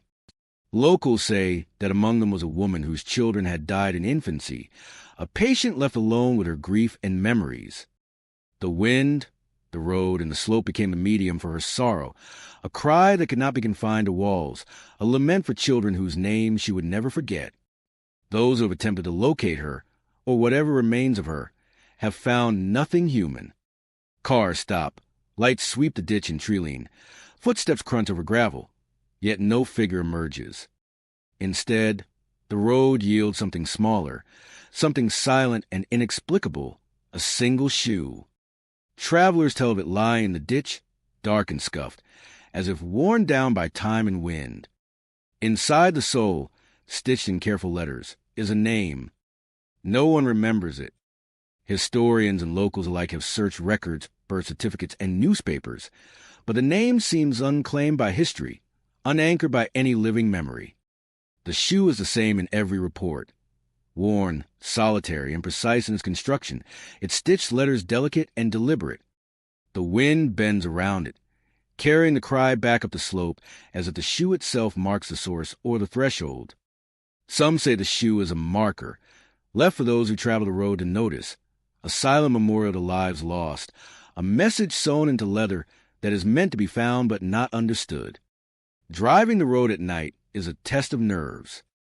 The slope is steep, the curves tight, and the fog often rises from the valleys like smoke.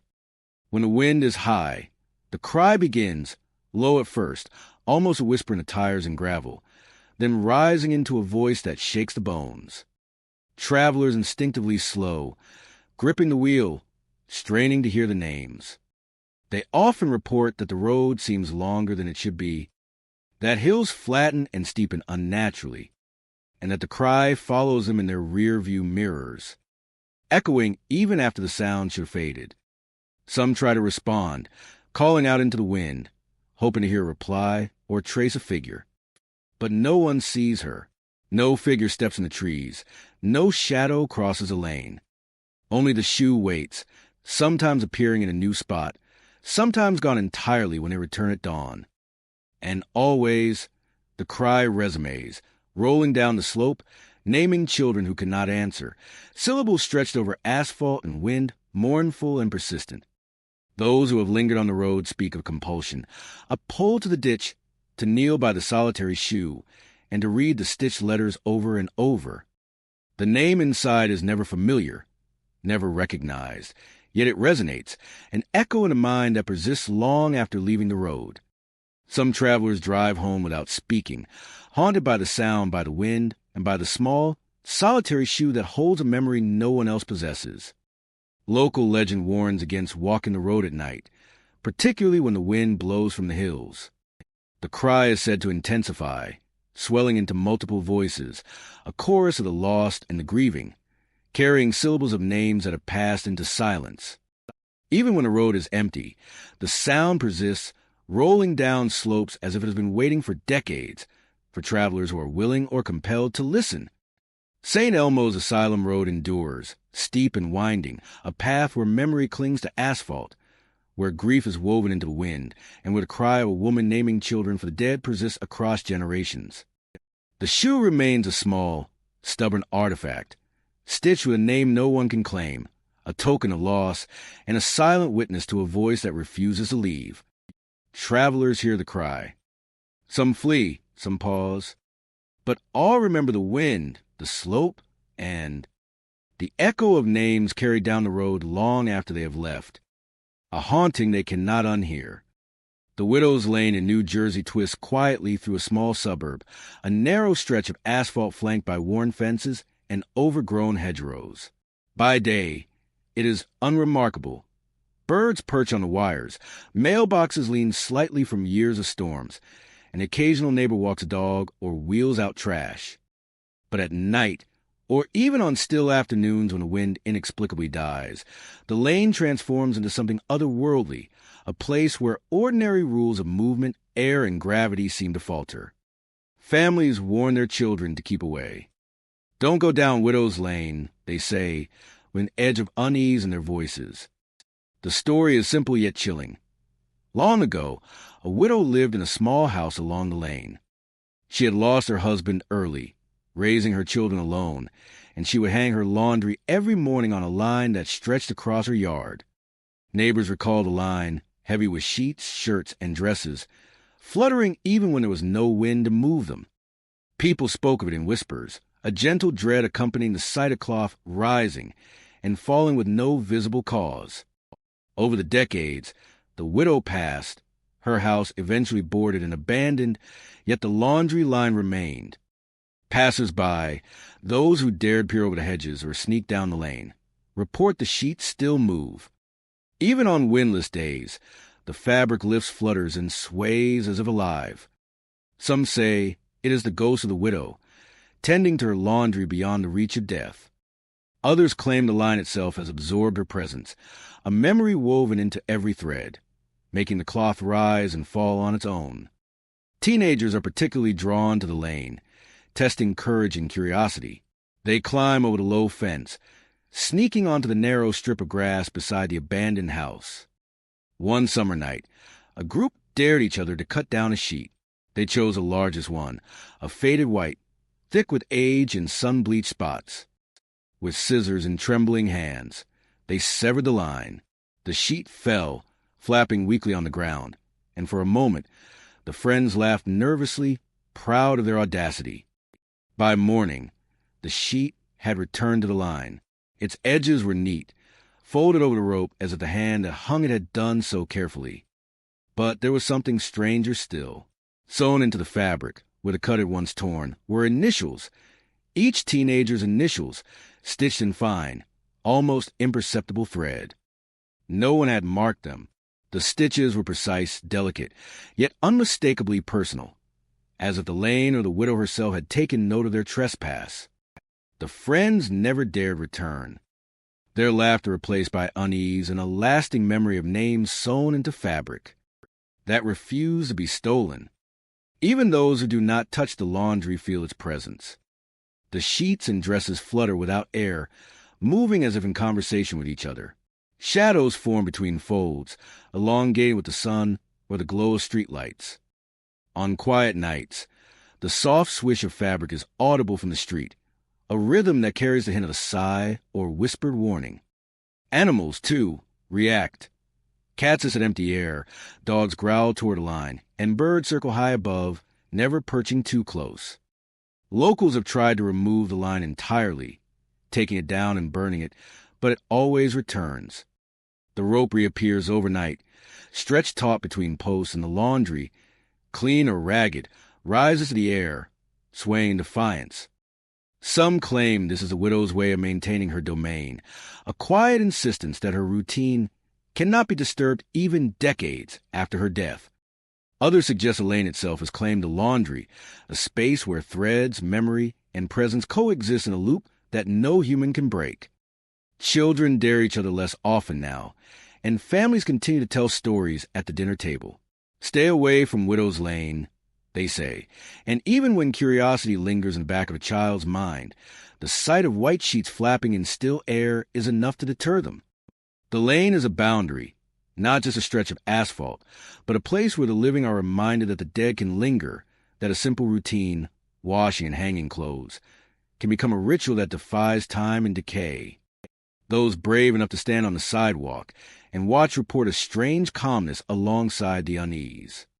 The sheets flutter gently, a rhythm that is not random, a pulse in the air that seems deliberate. It is as if the widow still tends her laundry, her movements echoed through fabric and thread, her attention reaching out to mark those who dare to interfere. The lane, the line, and the fluttering sheets create a performance that is private yet visible, a silent stage for memory and presence. The widow's lane endures as both warning and spectacle. The laundry continues to flutter when no breath stirs it. The line holds firm across the yard, and the sheets, if disturbed, return to their posts, stitched with names they could not have known. The lane teaches a lesson of caution, respect, and curiosity checked by something beyond understanding. A reminder that even the simplest acts, like hanging laundry, can leave echoes that refuse to be erased. Carried in cloth and wind along a quiet, narrow lane in New Jersey. Baker's Hollow in West Virginia winds through a low valley where mist gathers like smoke trapped between hills. The hollow is quiet now, the scent of wood smoke and earth drifting across the remnants of foundations, broken brick, and twisted iron where the old bakery once stood.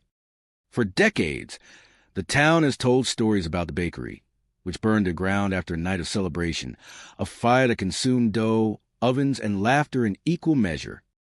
The flames were fierce, and though no one could save the building, the memory of its warmth lingered long after cinders cooled.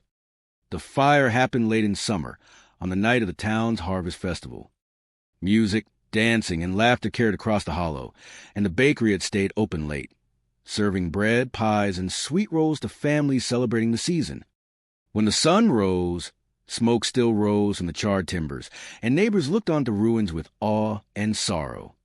Some claimed that the bakery had burned too quickly to be mere accident, though no cause was ever determined.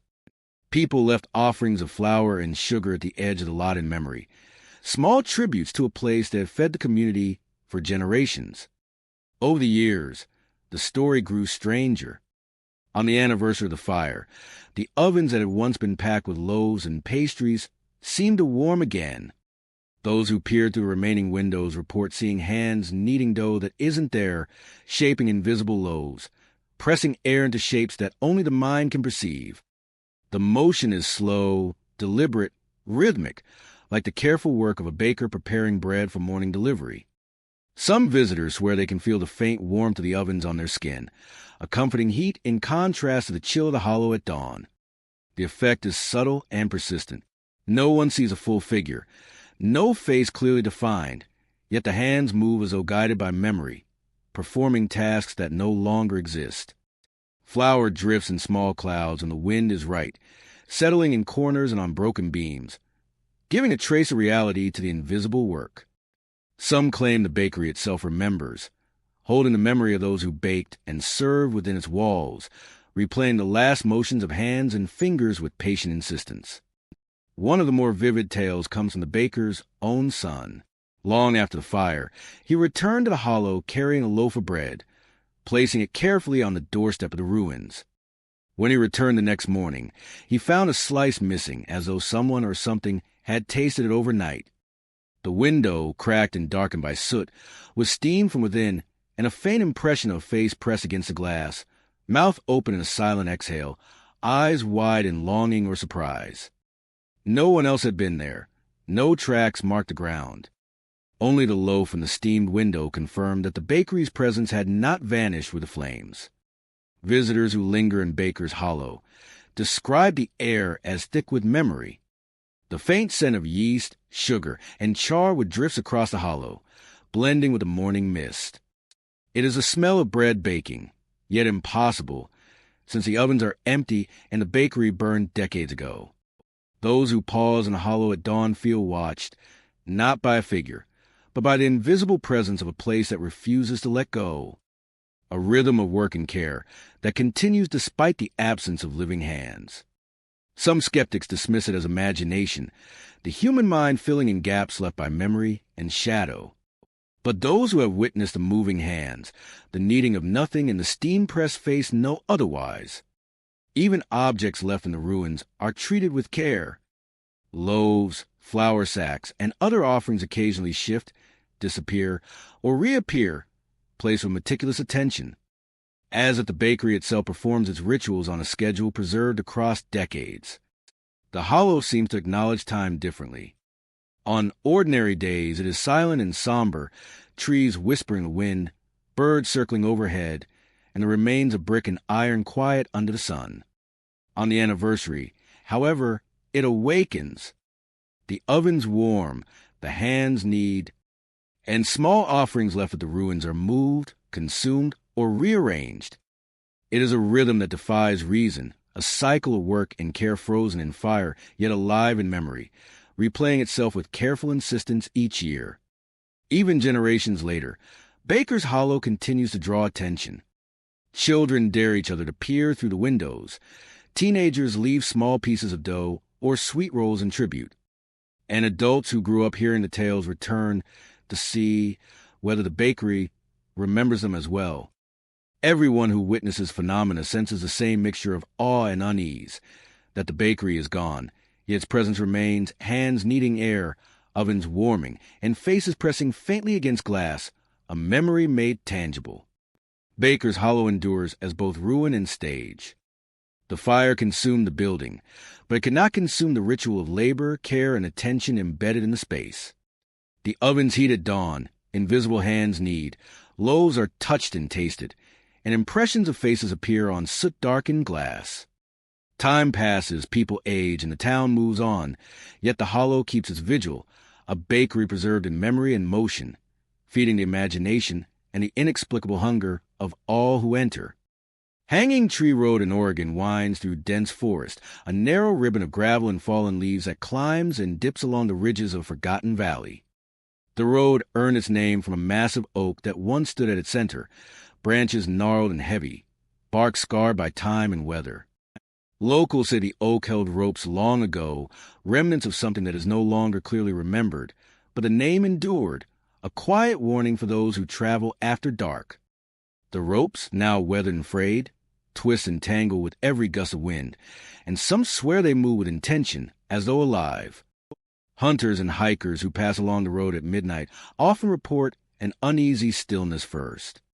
The forest seems to hold its breath, shadows thickening under the canopy, owls silent, and the usual creak of trees absent. Then the ropes begin to hum. The sound is faint at first, a low vibration that rises and falls in a way that is almost musical, almost human.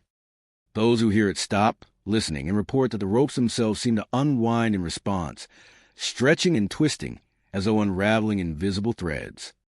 At first, the motion forms shapes that are barely recognizable, curves and lines that hover in the air like fleeting script. Hunters who have lingered say the shapes solidify into letters that twist and curl, as if forming words in a language forgotten by the living. Some letters appear familiar, names or phrases half remembered from childhood stories or local legends, but no one can fully read them. The letters then begin to coalesce into something more tangible, forming full faces in the mist and shadows, features sharp enough to recognize as human yet ethereal, like smoke solidified for a moment before dissipating. Those faces, witnesses say, are not static. They shift, blink, and lean close, hovering just beyond the reach of a hand. Hunters claim that when they focus, the faces begin to speak, not in a voice that carries across the forest, but directly into the mind, as if the words are thought and hearing simultaneously. The voices are age-deep and trembling, like old men recounting secrets long held. They speak names that correspond to the next sunrise, the people who will cross the threshold of night into day. Those who listen report feeling the weight of inevitability in each syllable, a certainty that the road itself knows more about the passage of time than any human could. The phenomenon is not bound to any single night. Those who return to the road report similar experiences, though each encounter is unique. Sometimes the ropes hum in harmony, creating chords that vibrate through the trees and along the spine. Other nights, the ropes move almost violently, tangling and unraveling in rapid succession, letters scattering like falling leaves, faces forming and vanishing before they can speak. The wind seems to carry the hum in the shapes, guiding the rope's motion, though the force feels purposeful, deliberate, and aware. Hunters have tried leaving offerings, small trinkets, coins, or scraps of cloth, along the path, hoping to appease or communicate with whatever presence animates the ropes.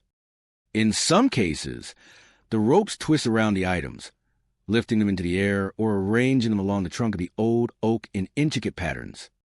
Others report the objects disappear overnight, leaving only a faint shimmer in the fog, an echo of presence without form. These interactions reinforce the sense that Hanging Tree Road is not merely haunted but attentive, a space where the wind, ropes, and forest combine to observe, respond, and communicate. The faces themselves are often described in detail. Some are young, their expression serene yet sorrowful, while others are elderly, lined with time and knowing. The hunters who have seen them claim that the faces convey more than names. They transmit understanding. Witnesses describe the sensation of history pressing into their minds, a slow, steady accumulation of memory, as if the ropes themselves have absorbed decades, perhaps centuries, of life along the road and are now translating it through motion and form. Even when no one is on the road, the ropes move. Travelers passing at dusk sometimes glimpse them twisting in impossible patterns, curling into letters or abstract shapes that vanish when approached. The hum persists in faint vibration through the trees, carrying the sense of speech without words. Some locals warn children and visitors alike to avoid the road after dark, citing the voices in the eyes and the ropes. Those who heed the warning speak of a creeping unease, a sense that the forest itself is alive and patient, keeping a record of those who pass along its length. Hanging Tree Road endures as a place of attention and memory, a corridor where wind, rope, and forest converge to create shapes, letters, faces, and voices. The ropes twist like languages, unwinding across time, speaking in syllables of the next sunrise, naming those who will cross from night to day. The faces watch. The hum vibrates through the night, and hunters and travelers alike leave with the certainty that the road holds knowledge beyond human reach, a quiet, insistent presence woven into every strand of rope, every gust of wind, and every shadow cast beneath the old oak. Even now, the ropes twist and hum for those willing to stop and listen. Letters form and dissolve, faces speak and vanish, and the road remains patient, a witness to time, a keeper of names, and a bridge between the night and the inevitability of dawn. Hanging Tree Road waits, alive with memory, aware and ever attentive to the passage of those who dare to cross its winding length. The Silver Clinic in Minnesota sits at the edge of a quiet town, its white tile walls gleaming under the sun by day, but taking on a different presence as dusk falls. Once a bustling psychiatric ward, it closed suddenly, leaving behind empty rooms, abandoned offices, and the faint hum of fluorescent lights that never quite went dark. The clinic's sign, a silver rectangle mounted over the front entrance, pulses faintly at night, flickering in sequences that some say are meaningless, while others insist they are deliberate, patterns that pulse like Morse code or like a heartbeat trying to communicate. The hallways inside are pristine yet frozen in time, as if the last patients and staff simply vanished, leaving beds made and instruments arranged in perfect order. The white tiles gleam even under layers of dust, reflecting shadows in ways that make the corridor seem longer and sometimes animate. Windows are opaque from years of neglect, yet the faint flicker of the sign casts strange reflections inside, bouncing light across walls and floors in a rhythm that feels like a pulse. Not quite mechanical, not quite alive. The stories begin with those who dare to enter after closure. People who peeked through windows or slipped inside report a sensation of being watched, of rooms observing them back, empty spaces insisting on attention. But the most vivid tales come from psychiatrists who had once worked at the Silver Clinic. Long after the building closed, he returned, intent on destroying decades of paperwork. Patient files, research notes, and charts that detailed the inner workings of minds he had tried to heal. He carried matches and a lighter, determined to erase the records that had haunted him. Inside, the office was dark except for the flicker of his torch. He stacked papers high and set them alight, watching the flames curl and consume ink and paper. For a moment, the fire behaved as expected, burning with smell of smoke and scorched ink, but when he turned to leave, he found the stacks rearranged. The burned papers were gone, replaced with new diagrams, intricate and impossible, shapes that resembled circuitry but were organic, like human neural pathways mapped in wire, connecting the circles that hummed softly with a vibration that resonated in the bones. The psychiatrist could not explain it. The diagrams were not drawn, not printed. They were there as a materialized, precise in line and angle. The circles glowed faintly, each humming a tone, some low and sonorous, some high-pitched and brittle. The lines between them twisted like nerve fibers, following paths that made sense only in some hidden logic, as if the clinic itself had reconfigured the memories, fears, and experiences it had absorbed over decades into a tangible system. He tried to destroy them again, but each attempt failed. Stacks were removed, burned, or torn, and every morning diagrams appeared anew, more complex, stretching across desks, floors, and walls. Occasionally, the hum shifted, forming a chorus of frequencies that made him feel as though his thoughts were being organized externally, as if the clinic itself could map the human mind, connecting his own memories to the circuits and circles before him. Those who observe from outside report the clinic sign pulsing in unrecognizable sequences at night. Some try to interpret it as code, but the patterns do not resolve into letters, numbers, or symbols known to anyone. Others insist the sequence is alive, a signal from the building itself, syncing with the diagrams inside, or perhaps with the minds of those who enter. The sign flickers like a heartbeat, then stills, leaving the streets silent except for faintest hum, just on the edge of hearing. Visitors who step inside often leave unnerved. They speak of corridors that seem to shift slightly, rooms lengthening, doorways widening, tiles reflecting patterns that are not there in the daylight. The hum grows with attention, low at first, then climbing in pitch, resonating against skull and rib cage. Some see lines of diagrams forming across walls, floors, and ceilings, pulsing like a nervous system, circles opening and closing like eyes, responding to observation. The building is patient, responsive, and silent in its insistence that it remembers everything. Even after decades, the Silver Clinic continues to act. Files are rearranged, diagrams appear, and the flickering sign pulses like a call to the living, beckoning them to witness its work. No one has stayed long enough to fully trace the circuitry or decode the circles, and those who try feel the subtle weight of comprehension pressing against their thoughts, as though understanding would bind them to the building permanently. The building endures as both ruin and organism. White tiles gleam under dust, windows reflect impossible angles, and the sign pulses with a sequence that no human has yet deciphered. Inside, diagrams of human wire hum. Circles expand and contract, and the faint resonance lingers in the air long after footsteps have vanished. The Silver Clinic is more than abandoned.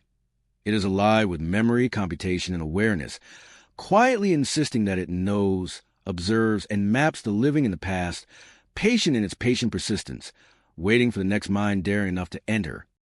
The Silver Clinic remains a place where thought and architecture merge, where circuits of human experience become tangible, and where the hum of memory echoes in every tile, every diagram, every flicker of the sign.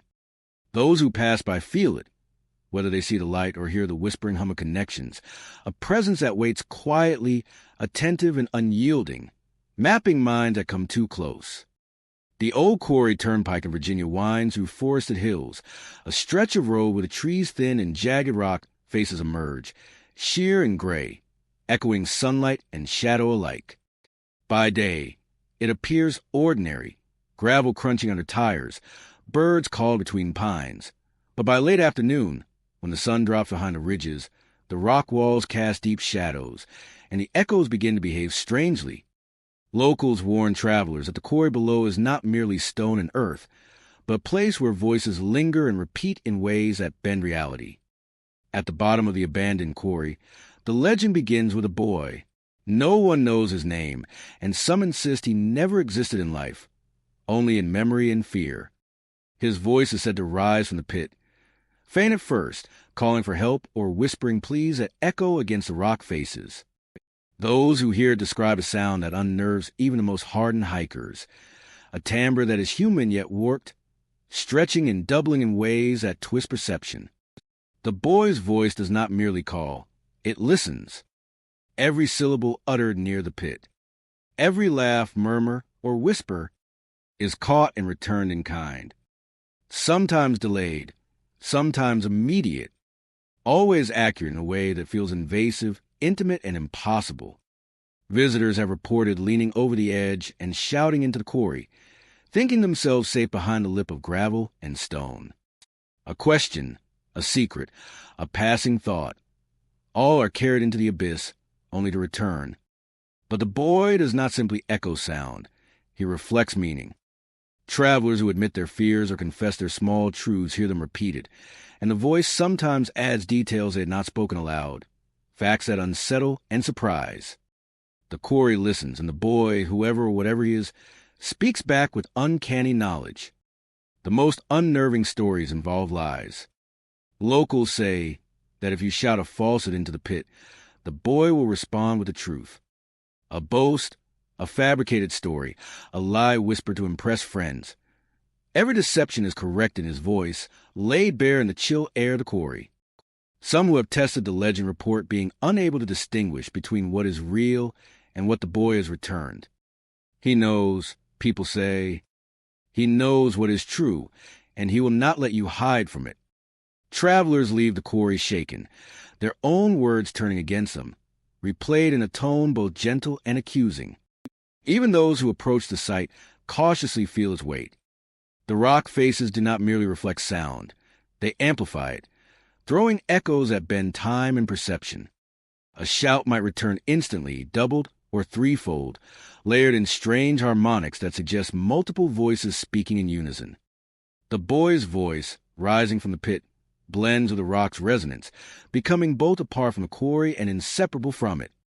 The experience is tactile as much as auditory, a vibration in the chest, a tremor along the arms and legs, the sensation that your secrets are crawling along the rock with you.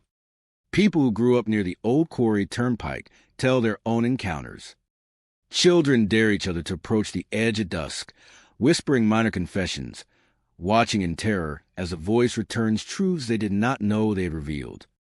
Hikers and hunters speak of pausing mid-step, heart pounding, as the echo corrects their boast, clarifies a lie, or murmurs a fear that had not even crossed the lips. Some claim to have leaned in, stared into the shadows, and felt the boy's presence. Not a figure, not a shadow, but a consciousness aware of everything they carry in mind and body. Over the years, the quarry has remained a place of warning.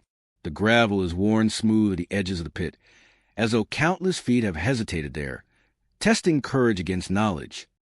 Locals leave markers at the top of the slope, sticks, small stones, scraps of paper, to honor what they call the boy's domain, or perhaps to offer protection against the unsettling awareness he brings. Some leave nothing, daring themselves to call into the pit, and few emerge unchanged.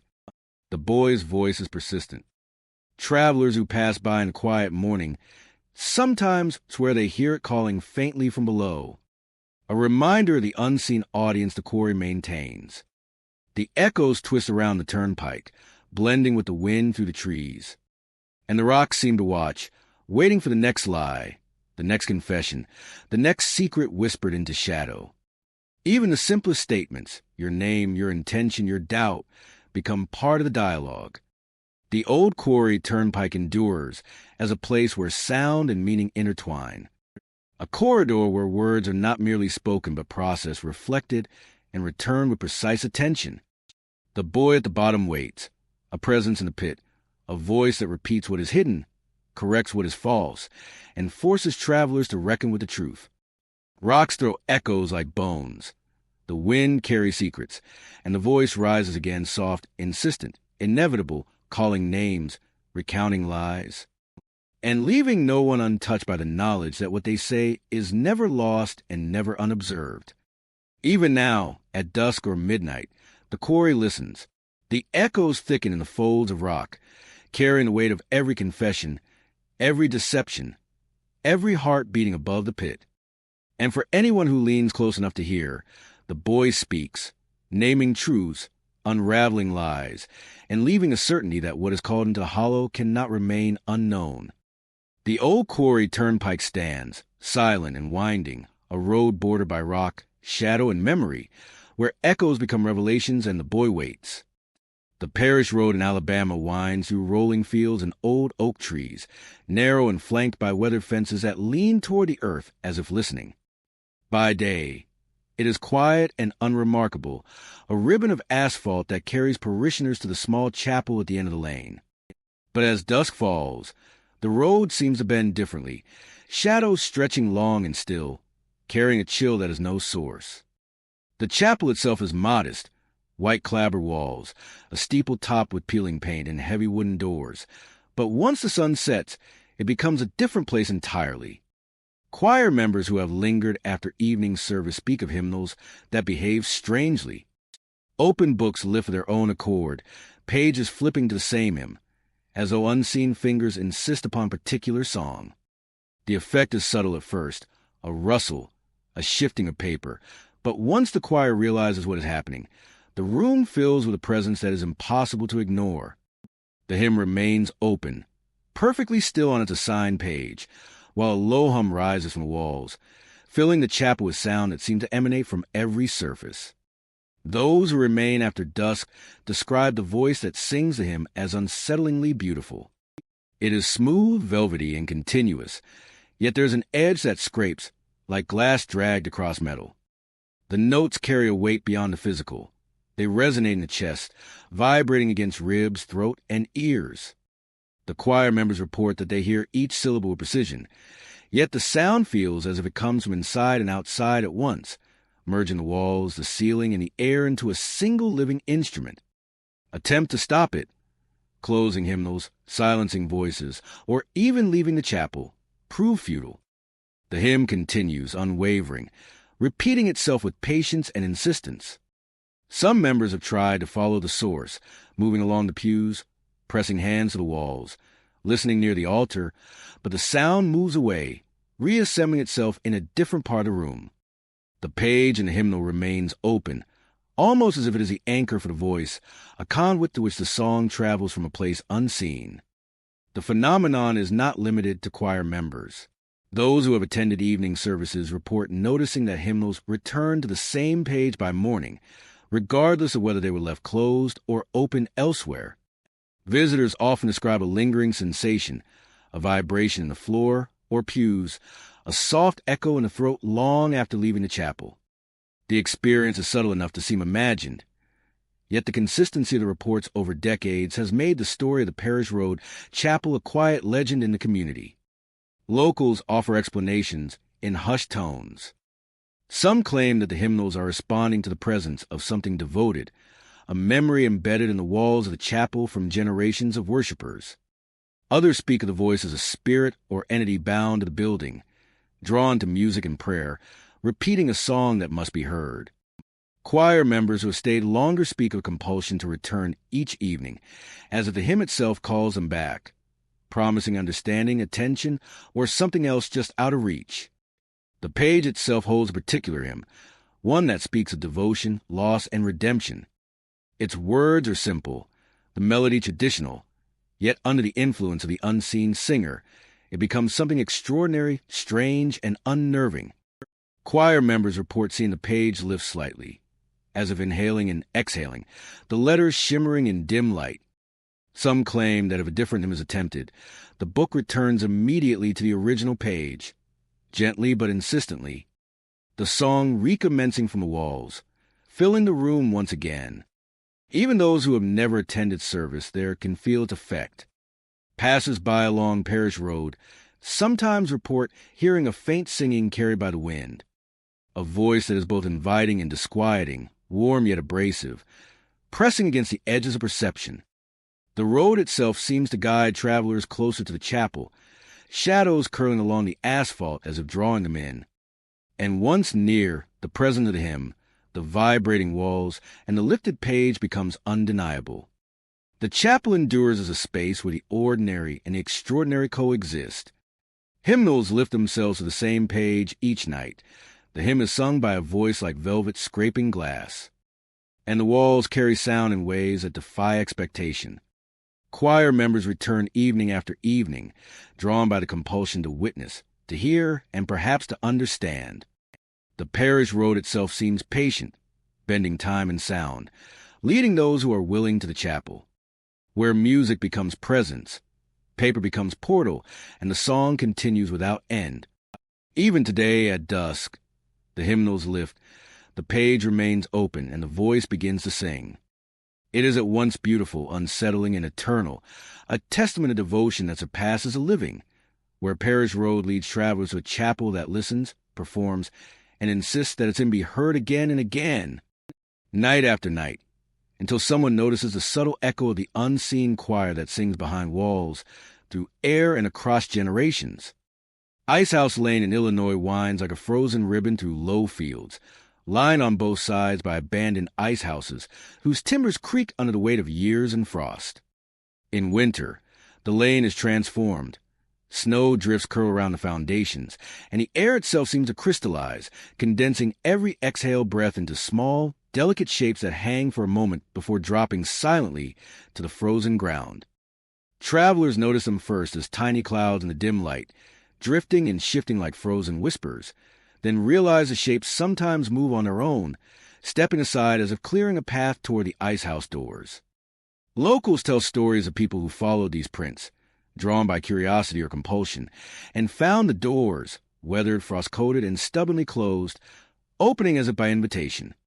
Inside, the air is colder than the lane outside, a sharp, metallic chill that bites at skin and settles in bones.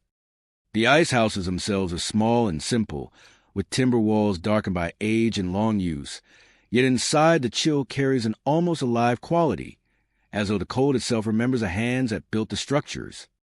Within the ice boxes, travelers find the strange phenomenon that gives Ice House Lane its reputation. Instead of frozen water or blocks of ice, the boxes are filled with notes. Each is handwritten, in a careful, small hand, lines neat and precise, though the script is unfamiliar. The letters loop and curl in ways that suggest a language not learned, or perhaps learned long ago and forgotten. When touched, the notes feel almost icy themselves, brittle at the edges, and smell faintly of cedar and frost.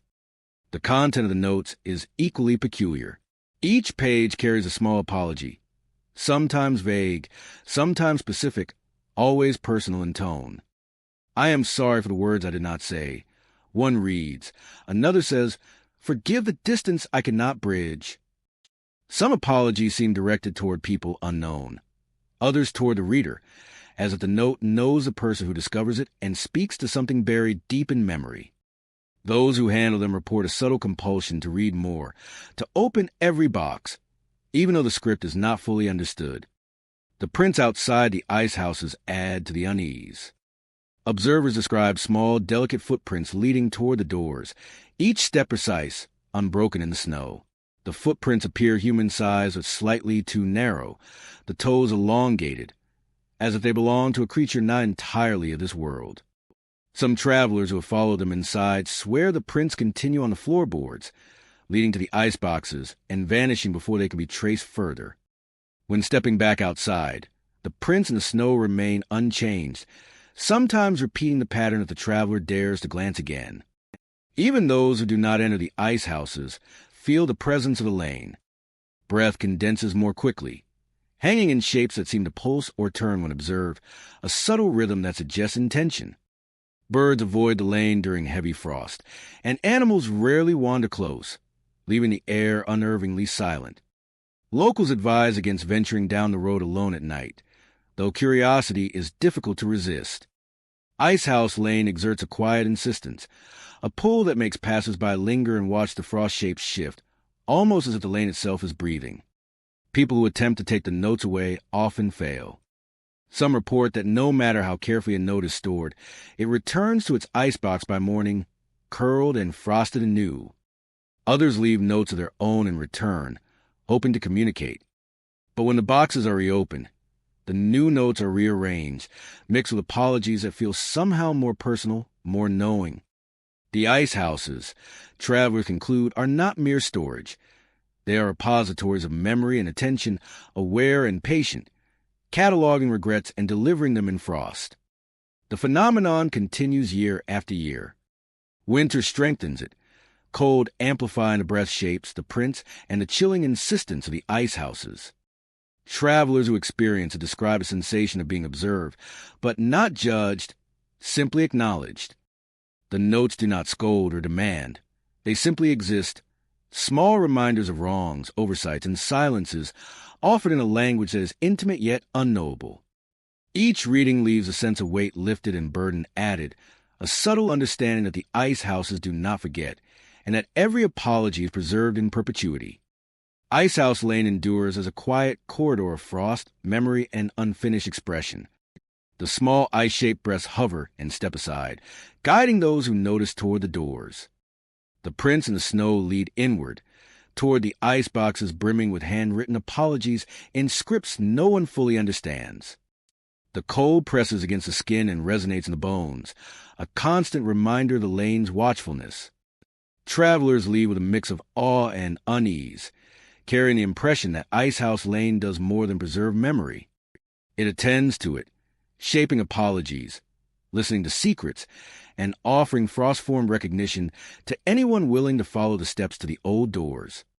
Even now, in the deepest winter, Ice House Lane waits. Breath condenses into shapes that step, footprints appear leading to doors. And inside, the ice boxes hold apologies in unknown scripts, patiently waiting for discovery. The frost and the notes are timeless, and the lane itself exhales and listens, preserving regrets and small confessions in the cold, waiting for the next traveler to notice, to follow, and perhaps to understand. The hollow way in Vermont winds quietly through rolling hills and dense woods, a narrow dirt lane that seems to bend with memory rather than geography. In autumn, the path is blanketed with leaves that crunch underfoot, but the lane's true character emerges in the dim light, when the sun lowers behind the ridges and shadows stretch long and thin. Locals speak of the hollow way in hushed tones, telling stories of a family that lived along the lane decades ago. Farmers, children, and an elderly matriarch who tended a garden. One autumn, the family moved away and never returned. Their house, barn, and orchard vanished over time, leaving only the hollow and the memories woven into the soil and trees.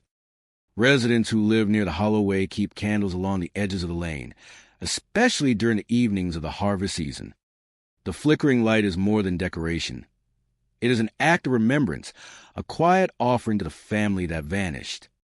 Those who place candles notice an unusual phenomenon. The flames gutter and bend, casting shadows that seem to step aside from the wick, forming elongated figures that move along the lane as though walking, bending, and turning with purpose. The shadows do not simply flicker. They stroll with deliberate pace, following a rhythm that feels alive, attentive, and conscious. Farmers, woodsmen, and curious travelers who have lingered report that the shadows seem to enact routines. Crossing the hollow, pausing at familiar landmarks, or bending to pick up invisible objects. They do not speak, but their presence carries weight, an unspoken narrative that feels both intimate and incomprehensible. Some say the shadows are echoes of the family itself, trapped in a hollow, continuing the motions of daily life that were interrupted by their sudden departure. Others claim the lane has absorbed the family's essence, shaping it into a subtle choreography that replays each autumn, anchored by candlelight and memory. One local farmer, intrigued by the lane's reputation, attempted to document the phenomenon. He laid out a map, marking the edges of the hollow, tree lines, and faint depressions in the soil that suggested paths once traveled. He returned the next morning to find the map rearranged. Lines that had traced familiar routes now twisted toward places that no longer existed. Houses, barns, and gardens absent from memory and land records. Trails curved across imaginary fields, loops connected with trees that had long since fallen, and the map suggested movement where no movement could occur. The farmer described the sensation that the lane itself was reorganizing the world, insisting on a geography shaped by presence, memory, and shadow rather than by current reality. Visitors who walk the hollow way after dusk often report the same disorientation. They follow the guttering shadows, and the path seems to stretch or contract. The trees shift subtly in the corner of vision. The lane bends unexpectedly in faint sounds. Footsteps on leaves, the creak of a long-vanished gate, echo across the hollow. The shadows sometimes slow to meet travelers' pace, sometimes step ahead, and occasionally pause to form tableaus. Scenes reminiscent of daily life. A child crouching as if gathering apples, a woman bending toward the soil, a man carrying a basket across an invisible threshold. Even without candles, the lane retains a quiet awareness. Mist rising in the early morning can take the form of figures moving along the hollow, and travelers have reported glimpsing shapes through fog that dissolve when approached. The earth itself seems to remember, responding to movement with faint impressions, a footstep, a wheel rut, or a swing of a garden gate that has long since disappeared. The hollow way is not merely a road. It is a vessel of presence, its path traced not in stone or timber but in memory, shadow, and attention. Attempt to alter or remove the lane's markers, candles, signs, or other offerings meet with subtle resistance. Candles relight themselves in the windless night, shifting slightly from where they were placed. Footprints in soft earth appear where none should be, tracing steps along invisible paths. Travelers leave with the impression that the lane does not demand obedience, but rather remembrance. The hollow way preserves the family story, not as static ruins, but as living shadow, an echo of what was and what the hollow insists upon remembering. Generations of locals have come to respect the hollow way, lighting candles each autumn, maintaining the paths, and leaving small offerings of flowers or food near where the family home once stood. Children are warned not to walk alone after dusk, yet many cannot resist, drawn by curiosity or quiet pull of memory embedded in the lane. Those who follow the shadows feel an intimacy, a connection to lives that vanished, yet cannot fully grasp the lane's logic. Trails shift, maps rearrange, and reality bends to accommodate the persistence of absence. The hollow way remains, a corridor of shadow, memory, and quiet movement. Candles flicker and gutter, forming shapes that walk the lane, pausing at invisible doors, bending to touch lost gardens, and tracing routes that only the hollow understands. Maps, no matter how carefully drawn, are rewritten in the night, reflecting a geography of memory rather than land. Those who walk the lane leave altered, carrying awareness that the hollow way is patient, persistent, and attentive. It remembers, and through shadow and flame, it ensures that the family that left one autumn is never entirely gone. Even now, as the evening falls and candles are lit along its edges, the hollow way exhales shadow and memory, inviting travelers to witness, to follow, and perhaps to understand that the lane is not empty. It is alive with echoes, footsteps, and silent lives, retracing a path that time cannot erase. Marking a presence that endures in the subtle bend of the road, the flicker of candlelight, and the patience of shadow that walks forever in Vermont's quiet autumn nights. The Ferryman's Crossing in Massachusetts traces a curve along a narrow river, flanked by reeds and ancient oaks whose roots grip the water's edge.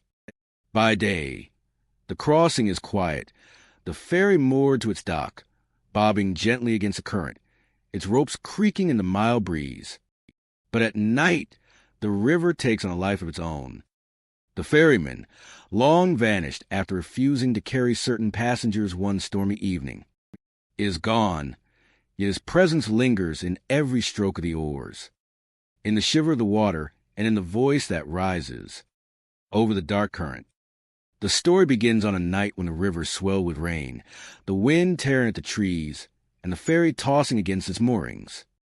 Locals say a small group of travelers approached, desperate to cross, and the ferryman refused. Some claim he sensed something in their eyes, a weight of guilt, fear, or malice, and turned them away. Others insist he refused because the storm had awakened forces he could not control, presences in the water older than any memory. Whatever the reason, he disappeared that night, leaving the ferry tied to the dock, unmanned and silent, while the river roared and the town trembled. Since that evening, the ferry moves on its own. Witnesses passing near the river report seeing the vessel swing into current at night, sometimes fully occupied, sometimes empty, yet never docked as it should be.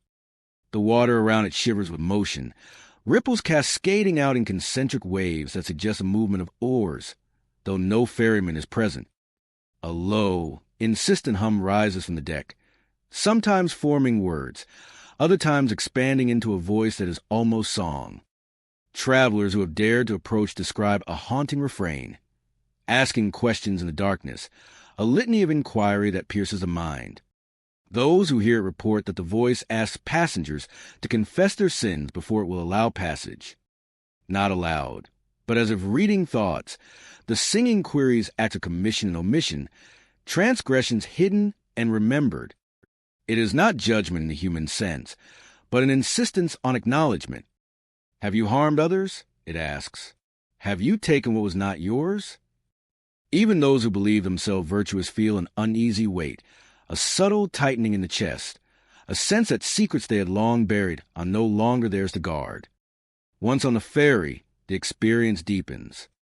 Passengers describe the deck as slippery with mist, the water reflecting moonlight and shadows in strange angles.